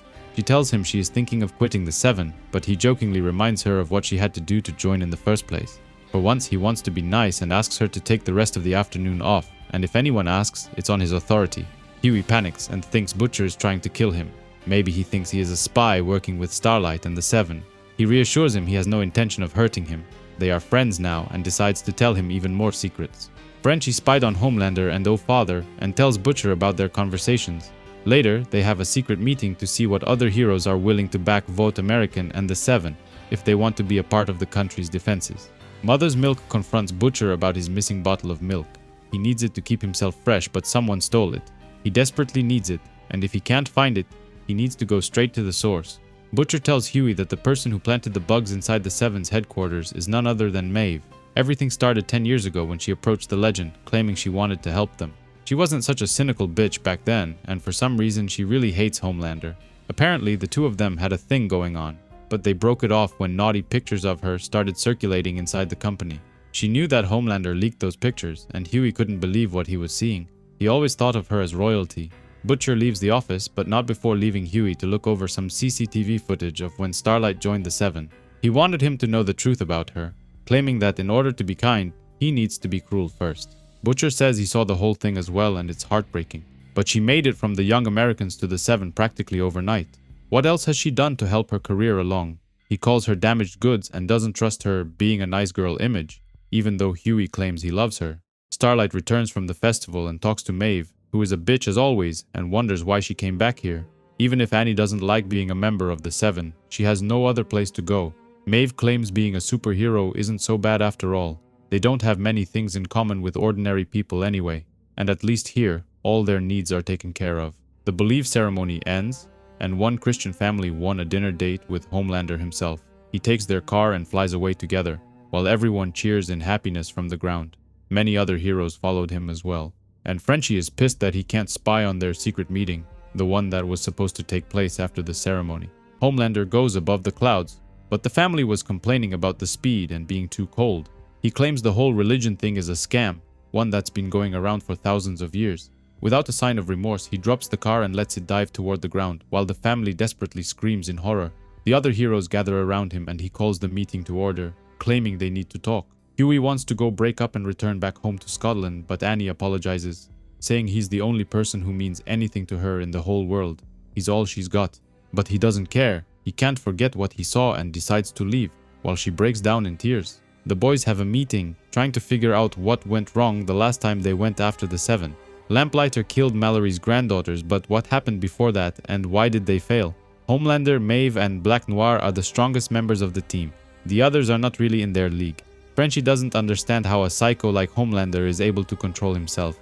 They've all seen the pictures where he butchers groups of people, but most of the time he acts normal. Stillwell and Jessica Bradley visit the Seven, and Homelander welcomes them. Black Noir is taking piloting lessons because he doesn't know how to fly his own plane, but things are progressing slowly. Starlight's been missing for a couple of days and Homelander hasn't heard a thing from her. Homelander and the Seven are backing Vought, meaning they want to take out the president and put Vic the Veep in charge, which means the Supes will become the military. Butcher wants to make a move on them before this happens, but Mother's Milk isn't sure that's a good idea. Black Noir accidentally starts the engines, which causes the plane to take off, but he has no idea how to pilot it, and the entire thing crashes, causing a massive explosion.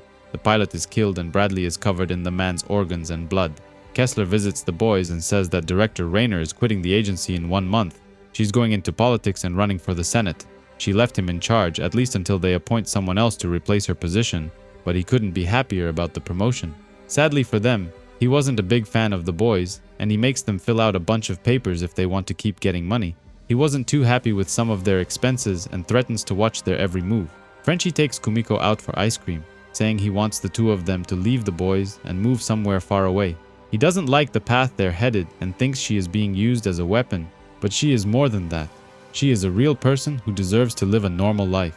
The Homelander talks to himself in front of the mirror, claiming that humans are nothing but toys for him, that are there for his amusement, nothing more. He thinks of himself as a demigod. He is the strongest superhero in the world. He is beyond morality. But he took down an airliner. He sent 200 people to their deaths, and even dropped a family into the ocean like they were nothing but toys. The man from the mirror talks to him, claiming the people running Vought American never really take him seriously. They only use him when they need him. Yesterday, when Stillwell visited, he was very accommodating, being all nice just like a kid who wants his father's approval. This pisses Homelander off and he wants to punch himself in the mirror. But Frenchie and the female had a camera inside and were watching the entire thing and were afraid they would be exposed. He wonders what will happen with all the pictures that expose him after he deals with Butcher, but at that point it won't matter anymore because he's gonna be the king of hell. Butcher tells Mother's Milk he wants to go to Washington DC for a few days, but he is busy investigating something. He was able to find out that Black Noir is taking flying lessons and doesn't understand why he needs them, since he's been flying for over 30 years already. Stillwell brings Bradley to her new giant office with a beautiful view, saying she's gonna run things from now on, leading the superhuman division, while he'll be leaving for Washington as well, dealing with other things. Butcher takes a train ride to Washington and remembers what happened when the boys met the Seven for the first time. They sent them a bunch of pictures exposing Homelander for being psycho while massacring a bunch of people. The Seven wanted to cut a deal and agreed to meet again with a decision, but Lamplighter wanted to end them right there. Homelander convinced him to back down, but later, he took matters into his own hands. He followed the team's leader, Mallory, and butchered his granddaughters without a hint of remorse. Mallory was furious and he blamed Butcher for talking him into going after Homelander, saying they wouldn't have done anything if they hadn't pushed them. Maeve visited them and said the others had nothing to do with what Lamplighter did. It was all his idea. She can't stand Homelander, especially after what he did during 9/11. That incident haunts her to this day. She drinks every day, just trying to forget the faces of all those people inside the plane who begged her to save them. Homelander arranged another meeting, butchering an entire military base just to prove they shouldn't mess with them. However, Vought American agreed to suspend their program of superpowers in national defense, at least for now. They want a truce. And as a sign of good faith, they captured Lamplighter and offered him to Mallory as compensation for killing his granddaughters. The boys took the deal, even though Butcher wasn't pleased with it. Still, there was nothing he could have done. Mallory had his revenge and shot Lamplighter in the head at point blank. Next, he disbanded the boys, claiming the president gave the order, even though he had enough fighting himself and wanted out. The president organized a big dinner party in honor of athletes who participated in the Paralympic competition. Butcher also made an appearance, even though he wasn't invited, and Stillwell couldn't believe he was actually there. He wanted to meet Nikki Brand, a gold medalist who was being honored tonight by the president. When the dinner was over, Nikki goes back to her hotel room but is ambushed by Director Kessler, who rushes her inside the room. He claims he has a crush on her and wants them to make love, but since he can't get it up anymore, he wants to use a dildo. Even though she was disabled, Nikki was an exceptional athlete, and she knocks him unconscious with a couple of swift punches. Stillwell calls Bradley and tells her she saw Butcher at the president's dinner and wonders what he's up to. She has an idea and suggests they should let the boys and the Seven take each other. She had her scientist people write a simulation program that hypothesizes a conflict between the two teams and awards points to them based on their abilities. While the Seven win more points for strength and endurance, the boys win points on experience, tactics, and so on. She wants to calculate the highest probability of both teams taking themselves out, eliminating two birds with one stone. Director Kessler wakes up tied to the bed, but it wasn't Nikki who did this, it was Butcher. Butcher wants him to get off their backs and stop asking for reports and stop giving them trouble about expenses. Kessler agrees to play nice, but before leaving, Butcher asks Terror to go all out and violate him. Next, he visits former ex-director Rayner, but she was scared of him and pulls her gun out. Last time they met, he was angry at her for putting Hughie in danger and threatened to end her children, but he didn't really mean it. He gives her a top-secret file, saying there's a way to track Compound V that is coursing through superheroes. He wants the army to build radar-guided missiles and use them to track Supes and take them out if necessary. He warns her that Homelander is planning to go after the president because he wants Supes to take over the national defense system of the United States. After talking for some time, she eventually calms down and asks him to stay and spend the night together, which he gladly accepts, but not before turning on his recorder. Jessica Bradley runs a few simulations in which only Homelander and Black Noir survive, but this isn't satisfactory enough for her. She vows to keep trying until she reaches something closer to a 100% success rate. Hughie agreed to meet with Annie after everything that happened. and he understood she didn't cheat on him, but it was hard to move on from all of that. He came to San Francisco to meet someone but can't tell her about it because she still doesn't know what he does. He's the only person that ever treated her nice and with respect. Her foster parents, the young Americans, and even the Seven treated her like crap. She wants to try again, and he agrees to go to dinner later on. Mother's Milk arranged for him to meet with Colonel Greg Mallory, the former leader of the boys. He wants to convince Hughie to keep working as one of the boys and says he's actually 91 years old. He got injected with Compound V a long time ago, which helps prolong life and makes you look younger than you actually are. Mallory was a captain in the Second World War, and he fought against the Germans. One cold winter, they were stationed in one of the quieter sectors of the battlefront when someone came to visit them. It was Senator Prescott Sheldon and Henry Newman, who represented Vought American. Vought was making equipment for the army, ranging from boots and jackets all the way to weapons and tanks. But Newman was here on another mission. They'd been working on a special program and wanted to use superhumans to turn the war in their favor. And so, he was introduced to one of the first superhero teams ever created, Payback. Soldier Boy was their leader, but the other captains thought this was some kind of joke. They looked like lunatics dressed like that, but this was no joke. They were already assigned to their battalion and came with a signed letter from President Eisenhower himself. The Supes tried to demonstrate their powers, but they nearly got run over while trying to flip over a tank. Mallory was distrustful of them and claimed that every new weapon must be tested and trained before being sent to battle, but that's precisely why they were assigned to his battalion, to be trained. But Soldier Boy wanted to take initiative and sent 2 of his people to fly around the area and see if they could spot anything. Even though this area was safe and they hadn't seen any German soldiers in weeks, Mallory was worried that someone might have seen the flying Supes, which could mean trouble. Sadly, he was right, because the Germans did see the flying heroes and followed them here. What followed next was a brutal attack that nobody anticipated, that nobody was prepared for. The heroes were quickly taken out by an onslaught of bullets, and there were body parts flying everywhere. One of them tried to get away but flew straight into one of the German planes, chopping his body into pieces. The German tanks marched into their base and took out everyone, leaving nothing but dismembered bodies drenched in their own blood. Mallory was the only soldier left alive, but Soldier Boy was still breathing, even though his body was ripped in half. He took a grenade and finished the job himself, blaming himself for what happened to his men that day. When the dust settled and the Germans left, Mallory was left standing, holding a piece of leather that had Vought American written on it. Ever since that awful day, he's done everything he can to keep untrained superheroes from being a part of the military. Once the war was over, Mallory returned back to the States and met with a couple of people who were all ex-officers. Among them there was one guy, Bill Donovan, who ran the Office of Strategic Services during the war. Pretty much what would become the agency in peacetime. Every single one of them was exposed to the terrors of the war and wanted to make something out of it. Otherwise, all those boys would have lost their lives for nothing. When Mallory told them about flying men and people who could lift tanks, who were all on the payroll of a major defense contractor, they didn't exactly believe him. He began working in the agency and began by sending spies into Russia and Europe, trying to keep tabs on what the new enemy was up to.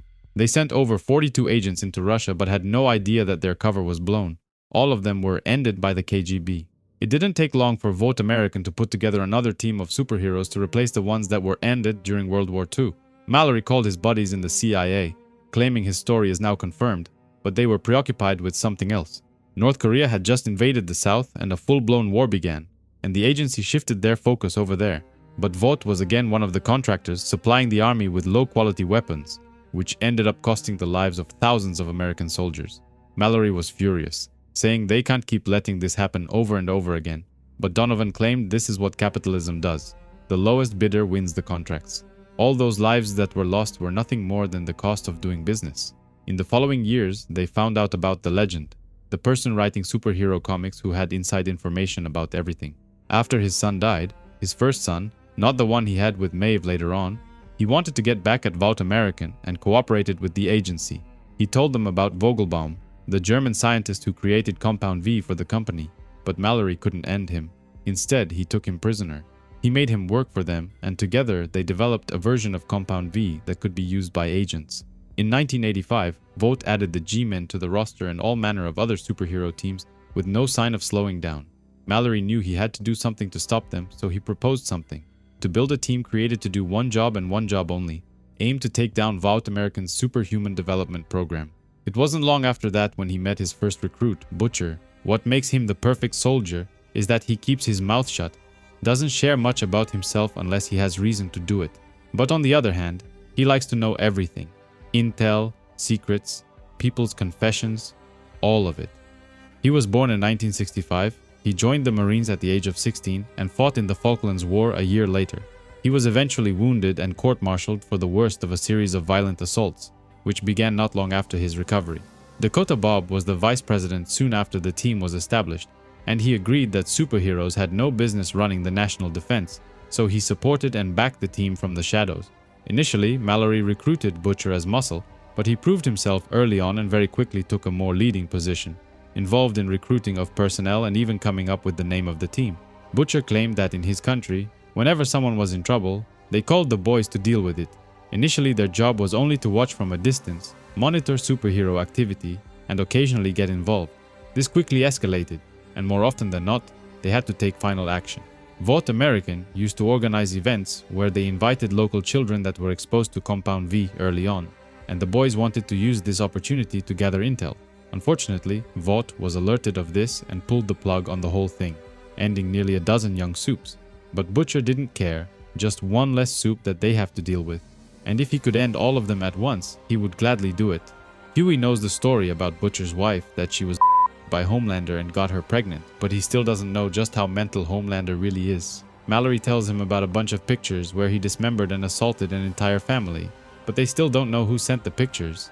Butcher's become extremely dangerous, and Mallory gave him a war, where all he wants to do is hurt the people that he believes hurt him. The boys are Special Forces United who answer to no one, completely out of control. Just another CIA monster that always comes back to bite you on the ass. After Lamplighter ended his granddaughters, Mallory wanted to quit, but he still needed to tie up some loose ends.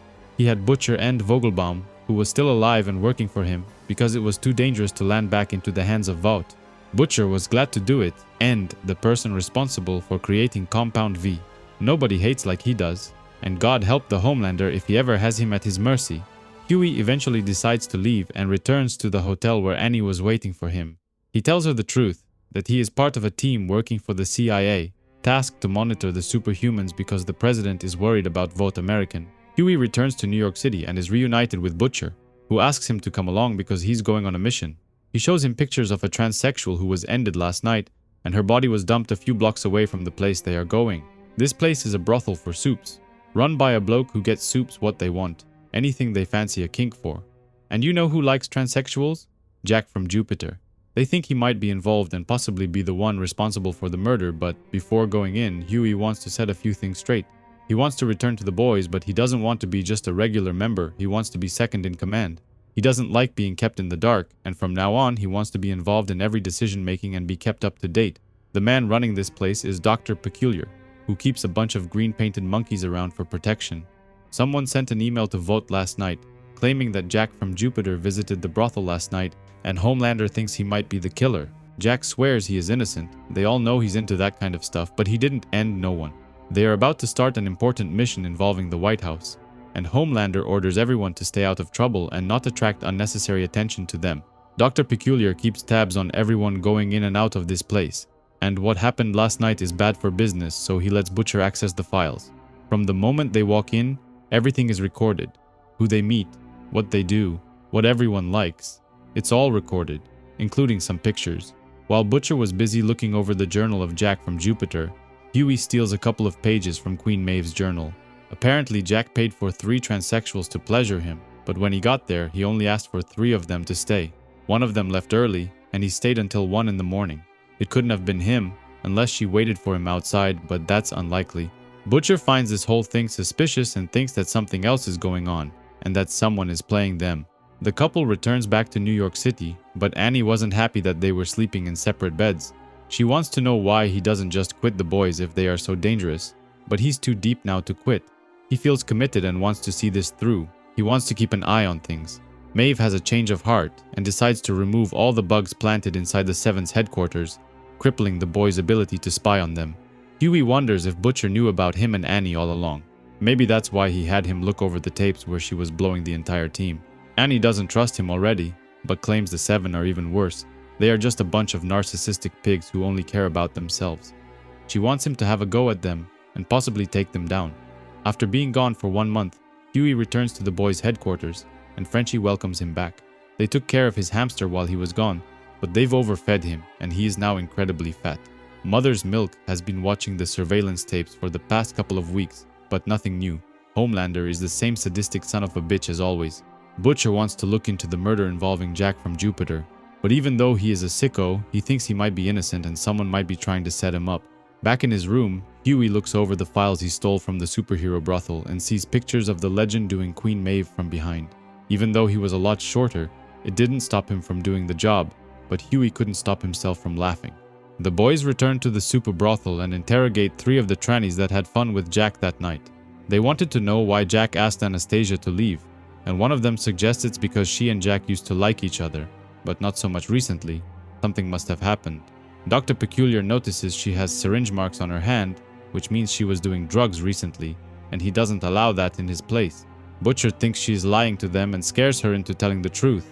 Hughie goes back home and looks over more transcripts from the brothel depicting Maeve's activities every time she goes there. On one occasion, Homelander tricked her into having sex with Black Noir and she had no clue until they were done.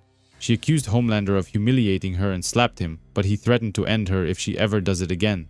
Butcher visits the legend and claims the person who ended the tranny knew they would be involved and probably wants a head-on confrontation between them and the Seven. He also wants to know why Maeve pulled the bugs from the Seven headquarters, but the legend defends her actions, saying they've gotten too suspicious around there.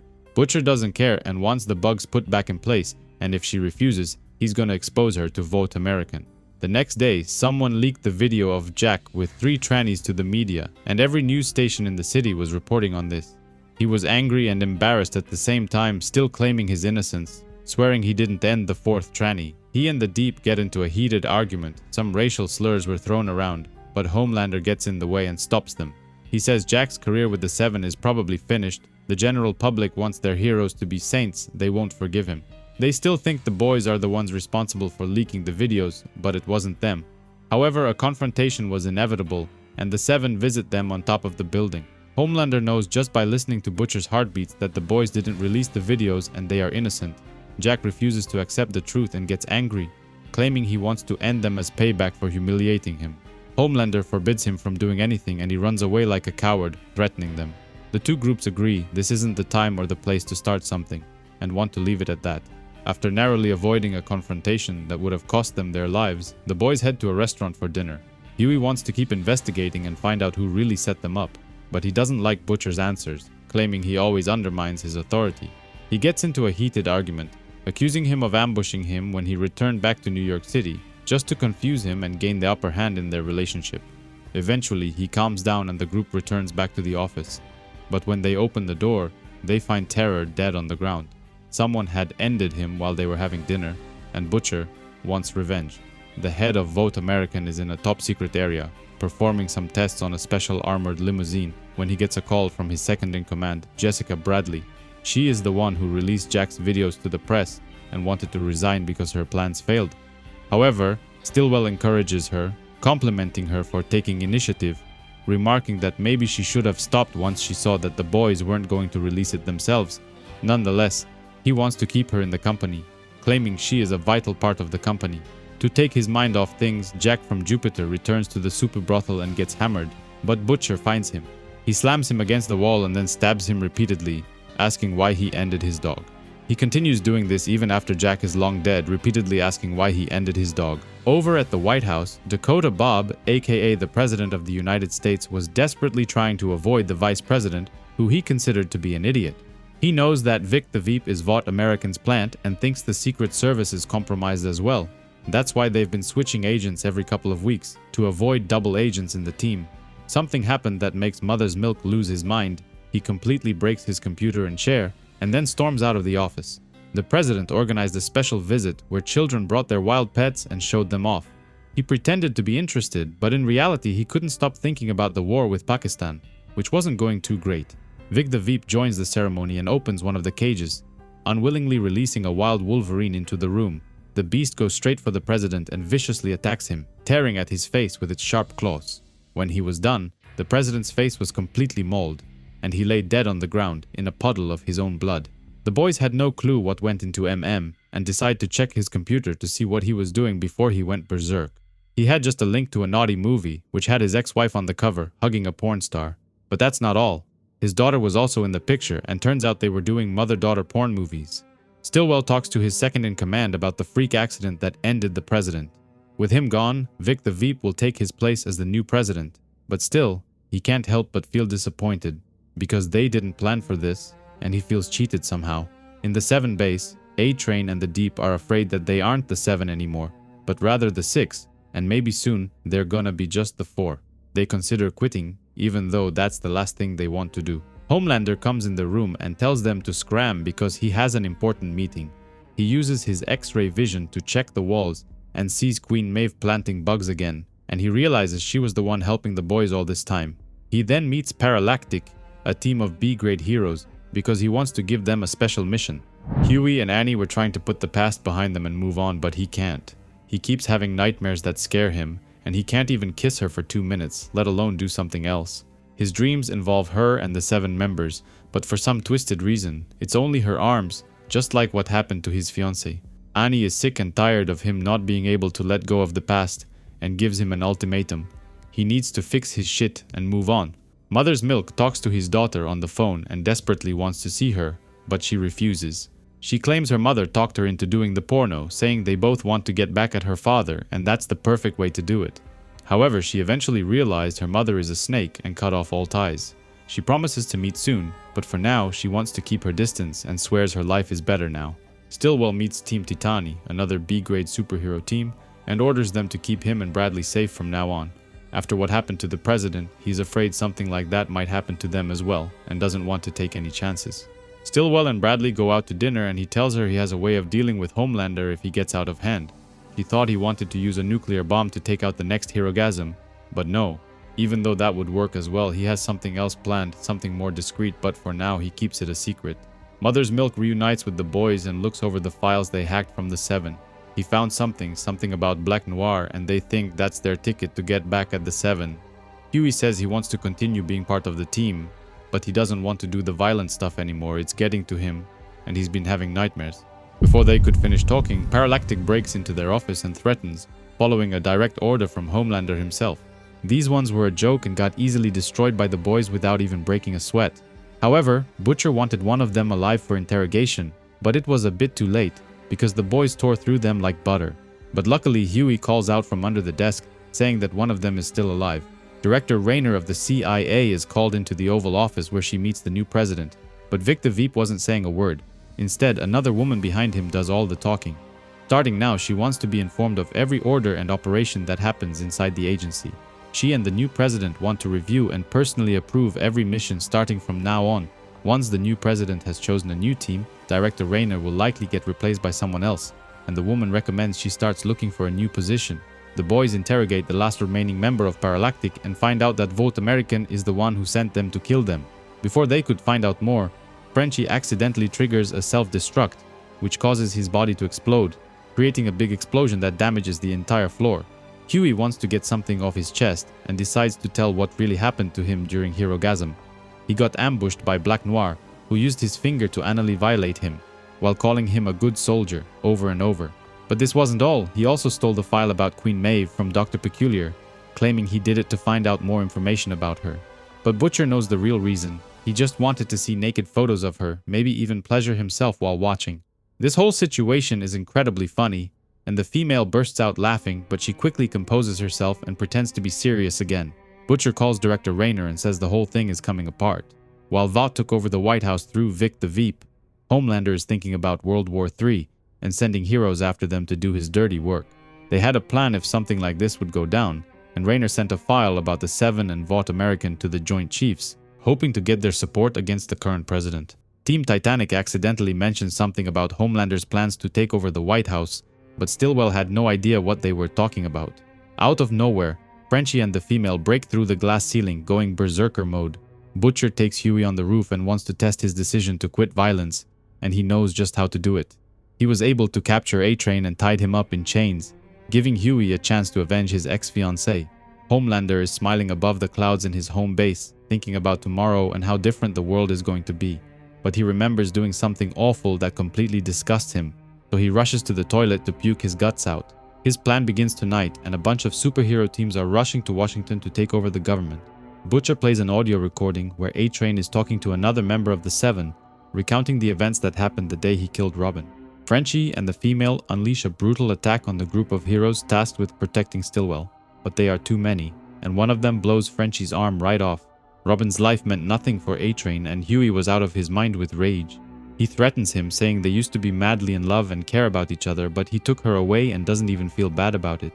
A-Train apologizes, but he doesn't really mean it. He only cares about himself and begs them not to end him. Starlight packs her bags and decides to leave the Seven and thanks Maeve for standing up to her with Black Noir. She suggests her to leave the team as well, but unlike her, Maeve has no one in her life and no other place to go to. The female goes berserk after seeing what happened to Frenchie. She jumps inside one of the soups and rips apart his organs. Stillwell decides to intervene and asks everyone to stop fighting. He asks them to surrender and promises to leave them unharmed. He didn't order an attack on the boys, it was someone else, who probably wants them at war with each other while he carries out his plan. Hughie thinks it over and decides to leave A-Train alive, claiming he can't end him. But Butcher knows him too well and plays him another tape, this time talking about the time when they recruited Starlight, saying they wanted her to join because she was hot and young. Hearing the Seven talk like that about Annie infuriates him, and he kicks A-Train in the head, instantly decapitating him. Maeve leads Starlight towards the exit, but they run into Homelander, who was waiting for them. The Queen picks her loyal servant and throws him towards Homelander, but the impact was so powerful, it instantly ended him. She then grabbed Starlight by the coat and threw her off the side of the station, sending her far away from what was about to happen next. She then picked her sword and jumped toward him, striking him in the head. The sword shattered on impact and Homelander claimed it was only a metal prop. He then decapitated her and threw the head off the side of the station, passing Starlight on the way down as she was desperately trying to get to safety. Homelander's plan to take over the White House was fully underway, with massive shootouts and fights happening all over DC. Stillwell calls Butcher and says he wants the boys to stay out of this, while he deals with Homelander himself. Butcher refuses and asks Mother's Milk to release all the incriminating files they have on Homelander, including the pictures where he savagely ended a family. While on their way to Washington, Hughie looks over some of the leaked files about the Vought soups. Even he didn't know about half of the stuff that's been leaked. Nazis, orgies, drugs, decapitations, vicious murders, and even cannibalism. It's all out there for the world to see now. Homelander goes after Stillwell and makes a dramatic appearance out of his window with glowing red eyes. The Vought CEO is disappointed in him. He didn't expect him to organize the soups and go after the White House, but Homelander knew his time in the Seven was numbered and they were all going to be replaced sooner or later. He is still impressed, however, by the fact that Stillwell was so calm, even though he was going to die soon. He truly is a superhuman, but Stillwell claims he is like that because Homelander doesn't impress him. With all the power he has, he's never done anything remotely interesting or original, even though he does the same thing that people have been doing for thousands of years, killing each other. In fact, he doesn't want to wait for Homelander to kill him and decides to do it himself by jumping off the side of the building. If there is one thing that Homelander can't stand, it's not being taken seriously. He calls Stillwell a smug prick. He stood and took his shit for so long, but not anymore. He decides to leave him alive while he flies away to finish what he started, claiming he wants him to watch. Father and his team of soups have cleared the way, dealing with the President's Secret Service, but they were wondering what happened to Homelander. One of the reporters gets close and asks him questions about the leaked files, which included some disturbing stuff about him too, but this only infuriates him. The army had the White House completely surrounded, but the place was crawling with soups who were protecting it.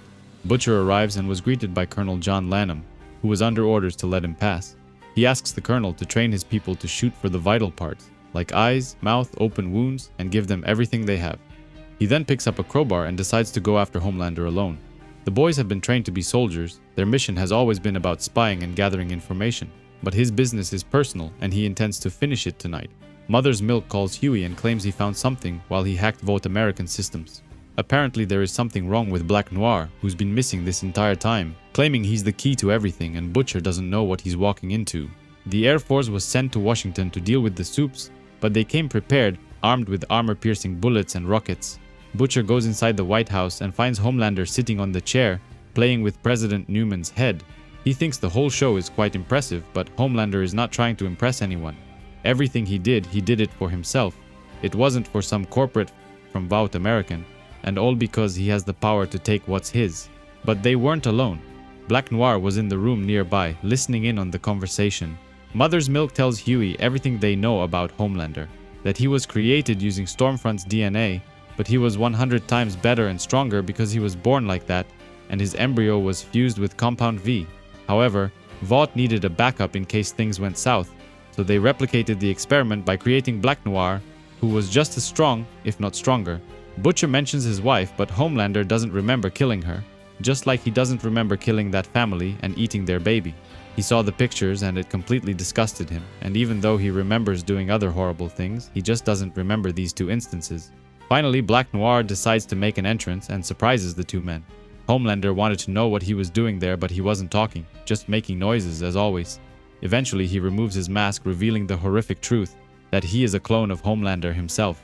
Homelander doesn't remember doing those horrible things because he didn't. It was Black Noir who did them. He was created and raised with the sole purpose of eliminating Homelander if Vought American ever needed it. He spent all these years as just a sidekick in the team, shadowing Homelander himself, but he couldn't control himself, so he did things. He killed that family in the photos, and he is the one who and impregnated Becky, Butcher's wife. He is also the one who sent the photos to the boys, making Homelander believe that he was actually capable of doing horrible things. He was disgusted with himself, that's why he puked and cried alone at night, because deep down, he wasn't as horrible as his clone. If it wasn't for those pictures, he would have never done such horrible things. And Butcher remarks that Black Noir turned him into a psychopath by mistake. The clash between the Supes and the Air Force begins outside, but the rockets perform exceptionally well, taking out most of the Supes with ease. Homelander loses all control and attacks his clone with everything he's got, shooting a deadly beam of energy from his eyes. But Black Noir retaliates, breaking his jaw with a swift jab to the head. Butcher realizes he's way in over his head and decides to get the hell out of there, jumping through one of the windows. He goes back behind the fences and picks up a machine gun, waiting to see who comes out victorious from inside. The Air Force takes out the remaining heroes who were no match and couldn't mount a counterattack.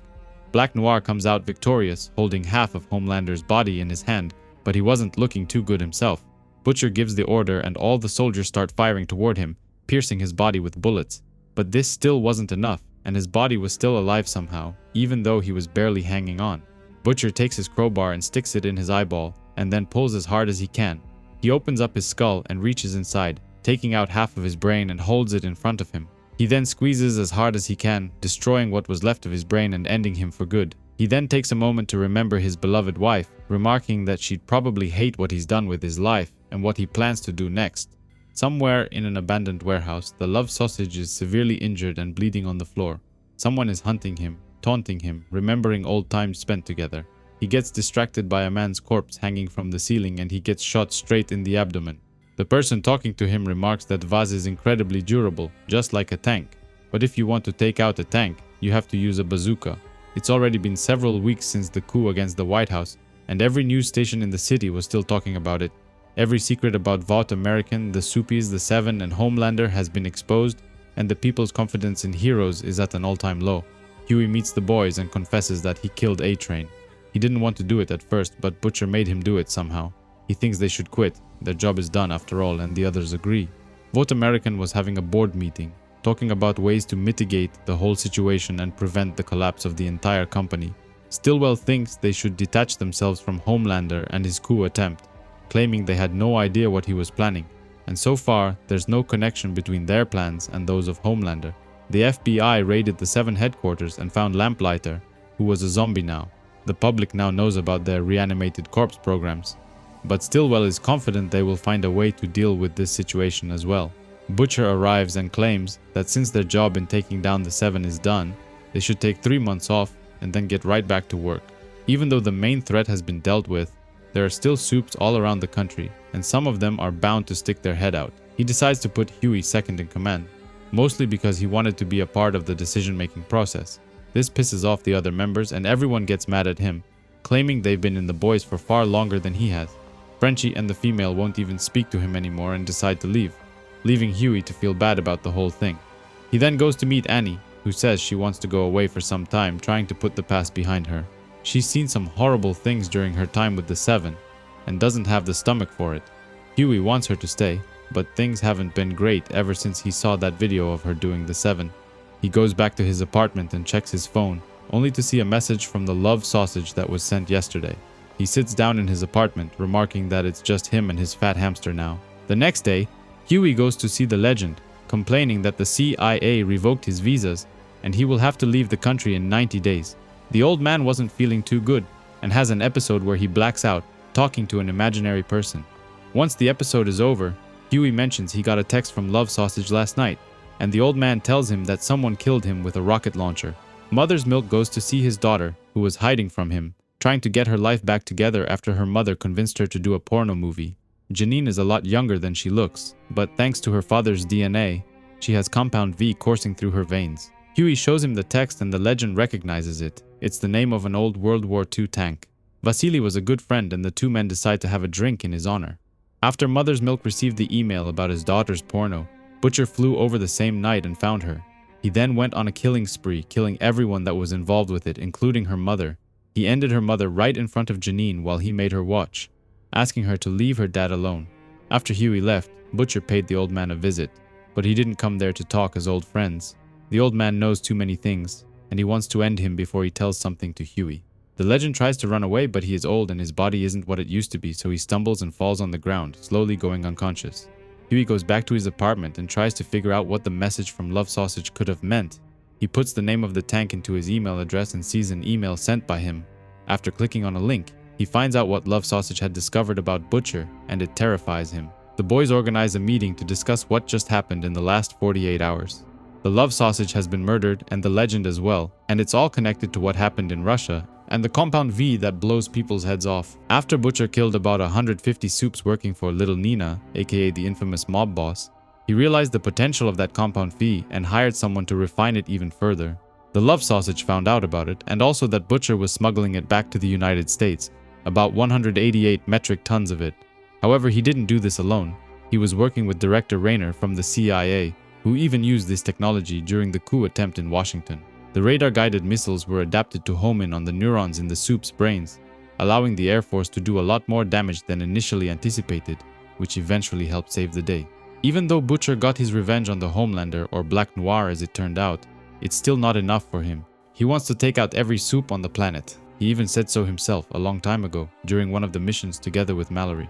Mother's Milk thinks Vogelbaum is still alive, and Butcher, together with the CIA, have been using him to refine Compound V even more and get it to do what they want. This whole thing is very confusing, and the female doesn't want to believe that Butcher is behind this. But if he is, we're talking about killing millions of people, innocent men, women, and kids. The boys agree to let her stay out of this, claiming she's made so much progress lately and she is finally starting to live like a normal person. But she does want to help, and for the first time ever, she talks, claiming she hates mean people. Many hours later, Butcher returns to the office and finds Mother's Milk waiting for him. They talk about him killing his ex-wife right in front of Janine, and MM wasn't thrilled about him traumatizing his daughter. They put everything on the table and Butcher comes clean, claiming he really did all this shit, but gives him the option to just walk away. None of them backs down, and the two of them clash in a brutal fight, slamming each other around the office. Mother's Milk was bigger and stronger, but Butcher is faster and doesn't play by the rules. Eventually he gets knocked on the ground, destroying one of the desks in the office, but he wasn't about to quit just yet. He takes out a grenade and pulls the pin, detonating and creating a powerful explosion. The blast destroys part of his hand, but he wasn't killed, however. The same thing couldn't be said about Mother's Milk.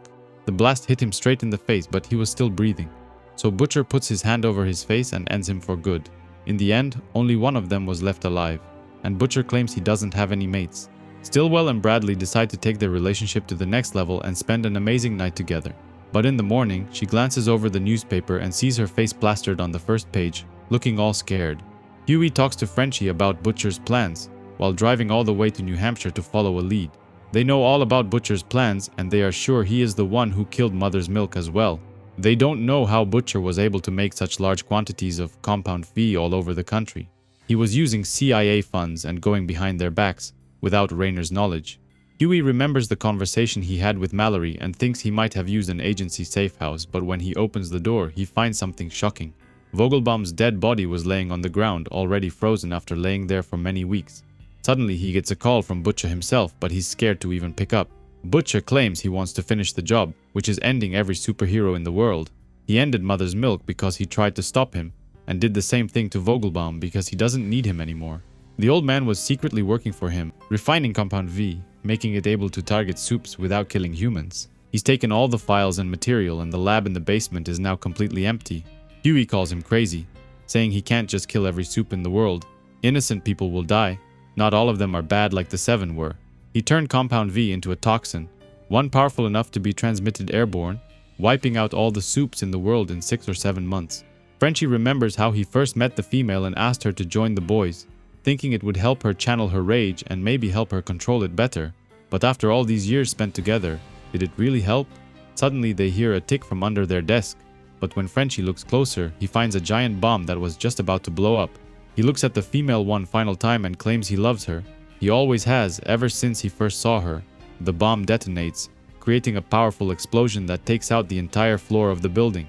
Hughie was just returning home and takes the full brunt of the explosion, sending him flying into a nearby car. He wonders why Butcher recruited him to join the boys in the first place, since he was going to use this toxin to take them all out at once. Ambulances and firemen rushed immediately to the scene, but Hughie was still in a stage of shock, remarking that everything is being taken away from him. The paramedic wasn't actually listening to what he was saying, he was more concerned with making sure he's alright.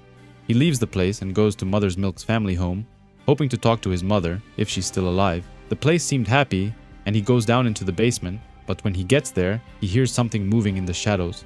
His mother was transformed into a giant creature and thought he was her son. She grabs him using her tentacles, which prevent him from escaping as she pulls him closer. The tentacles were actually her titties, which were now grown to an abnormal size, and then she proceeds to feed him some of her milk, which used to make her son quite strong. Bradley tells her boss the company has gone too far, hundreds dead, including the president, a battle in the sky, an execution on the White House lawn, the soups turning out to be rabid demons. It's all a bit too much. She wants to tell the truth, exposing the company for what they've done, but Stillwell stops her. According to him, the company loyalty stands above anything else, and he won't betray the company. Hughie returns to his apartment and finds his neighbor touching himself in front of his door. He comes clean and says that a British guy paid him to do this for the past 2 years, ever since Hughie moved into the apartment. He goes into his room and calls the monkey at the CIA, trying to tell him about Butcher's plans to kill every soup in the country. But before he could say anything, the monkey tells him that Butcher was spotted in the Empire State Building, after he evacuated everyone, saying there was a bomb threat inside the building. Hughie gathers enough courage and heads to the building, determined to confront his boss but isn't too sure about his odds of success. Butcher came here because he wants to unleash the Compound V toxin into the atmosphere, but wants a better range for his trigger, which he holds in his hand. Hughie calls him crazy for trying to murder so many innocent people, remarking that he is actually turning into a villain himself, just like Homelander used to be. Butcher mocks him, saying he knows he is afraid of him and can't even look him in the eyes. He never could. Hughie loses his mind and makes a run for it, trying to crash into him, but Butcher moves away, and he jumps straight through the window. Luckily, Butcher grabs him before falling to his death, but now they were both in trouble. He was holding both of them by a piece of broken glass, while holding the trigger in the other hand. The glass eventually breaks and both of them fall to the floor below. Hughie gets planted in one of the fences protecting the balcony, while Butcher hurts his back and gets paralyzed, unable to feel anything below his neck. Hughie is able to free himself by breaking the metal railing that was implanted in his body, but his artery was nicked and he needed to stop the bleeding. Even though his injuries were hurting like crazy, what hurts more is what Butcher did to his friends, killing Mother's Milk, Frenchie, and the female. Butcher says he killed his first man when he was just 17, and he's done a ton more ever since. Every time he ends someone, it feels like a dream, as if he's watching from somewhere far away. Maybe he's just some kind of psychopath. Butcher recruited him because he knew Hughie was a decent guy, and somewhere deep down, he wanted him to talk him out of committing genocide. No matter how many bad and awful things they did with the boys, Hughie stayed true to himself and never changed. He even hated ending A-Train, who was a piece of shit. Meanwhile, Jessica Bradley watches the news and finds out that Stillwell turned her in.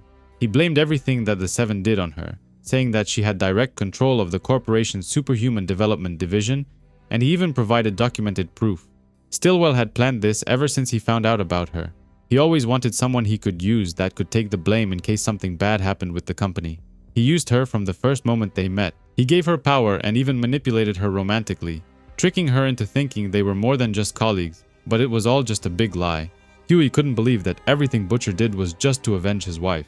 He and Annie had been secretly seeing each other, but things were rocky between them. He wants to grab hold of her, wrap his arms around her, and never ever let her go.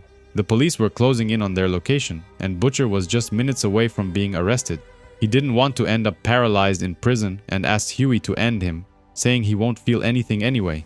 To make things easier for him, he claims he drugged his father and abused his mother, while he visited Scotland and deserves it. He gives details from inside his home, proving that he actually visited his parents. This pushes Hughie over the edge and he loses control. He grabs a metal rod and attacks him in a frenzy of rage, stabbing him straight in the chest. Butcher gives his final smile as he looks him straight in the eyes, happy of the man he's become. It turns out that everything was a lie. Butcher didn't do any of those things, he just wanted to push him over the edge. 6 months later, Hughie is taking a sunbath on top of a building, watching the sun shine over the city. He sees a group of heroes and remarks they have no idea how close they've come to being wiped out. The city finally finished repairing the Brooklyn Bridge and there is a big ceremony on the opening day. Hughie visits the place and brands the initials of the boys straight into the cement: Mother's Milk, Frenchie, and the female. He called Stillwell and organized a meeting because he wanted to talk about the refined Compound V that Butcher had stashed away. After the big scandal, Vought American had rebranded to American Consolidated, which was similar to the initial name. Superheroes are still a big part of their moneymakers, but Hughie wants them to stay away from the country's defense industry. He threatens to finish what Butcher started and wipe superheroes out if they get out of hand. Former director of the CIA, Susan Rayner, was now running for senator and held a big rally, trying to get people to vote for her. Out of nowhere, people could hear a special recording being played on the speakers. It was her and Butcher making love, talking dirty to each other, and Rayner calling herself a whore multiple times. This whole thing was planned by Hughie and Kessler, the monkey from the agency who used to work for her. American Consolidated goes back to work and puts together another team of superheroes that are meant to replace the Seven. However, there are several problems with the new team that Stillwell spots immediately. One of them looks exactly like the Deep, one of them is suffering from some kind of withdrawal symptoms, while another just has a plain erection. He is disgusted with the whole thing and wants his men to start over and do a better job. Annie agrees to meet with Hughie and the two of them want to put the past behind them and move forward with their relationship. He feels bad about losing the boys, who were some of the best mates he could ask for, but remarks that his boss is probably in hell, kicking the devil's ass. The two of them agree that the Brooklyn Bridge is going to be their new favorite place, and Hughie is just happy that she found him.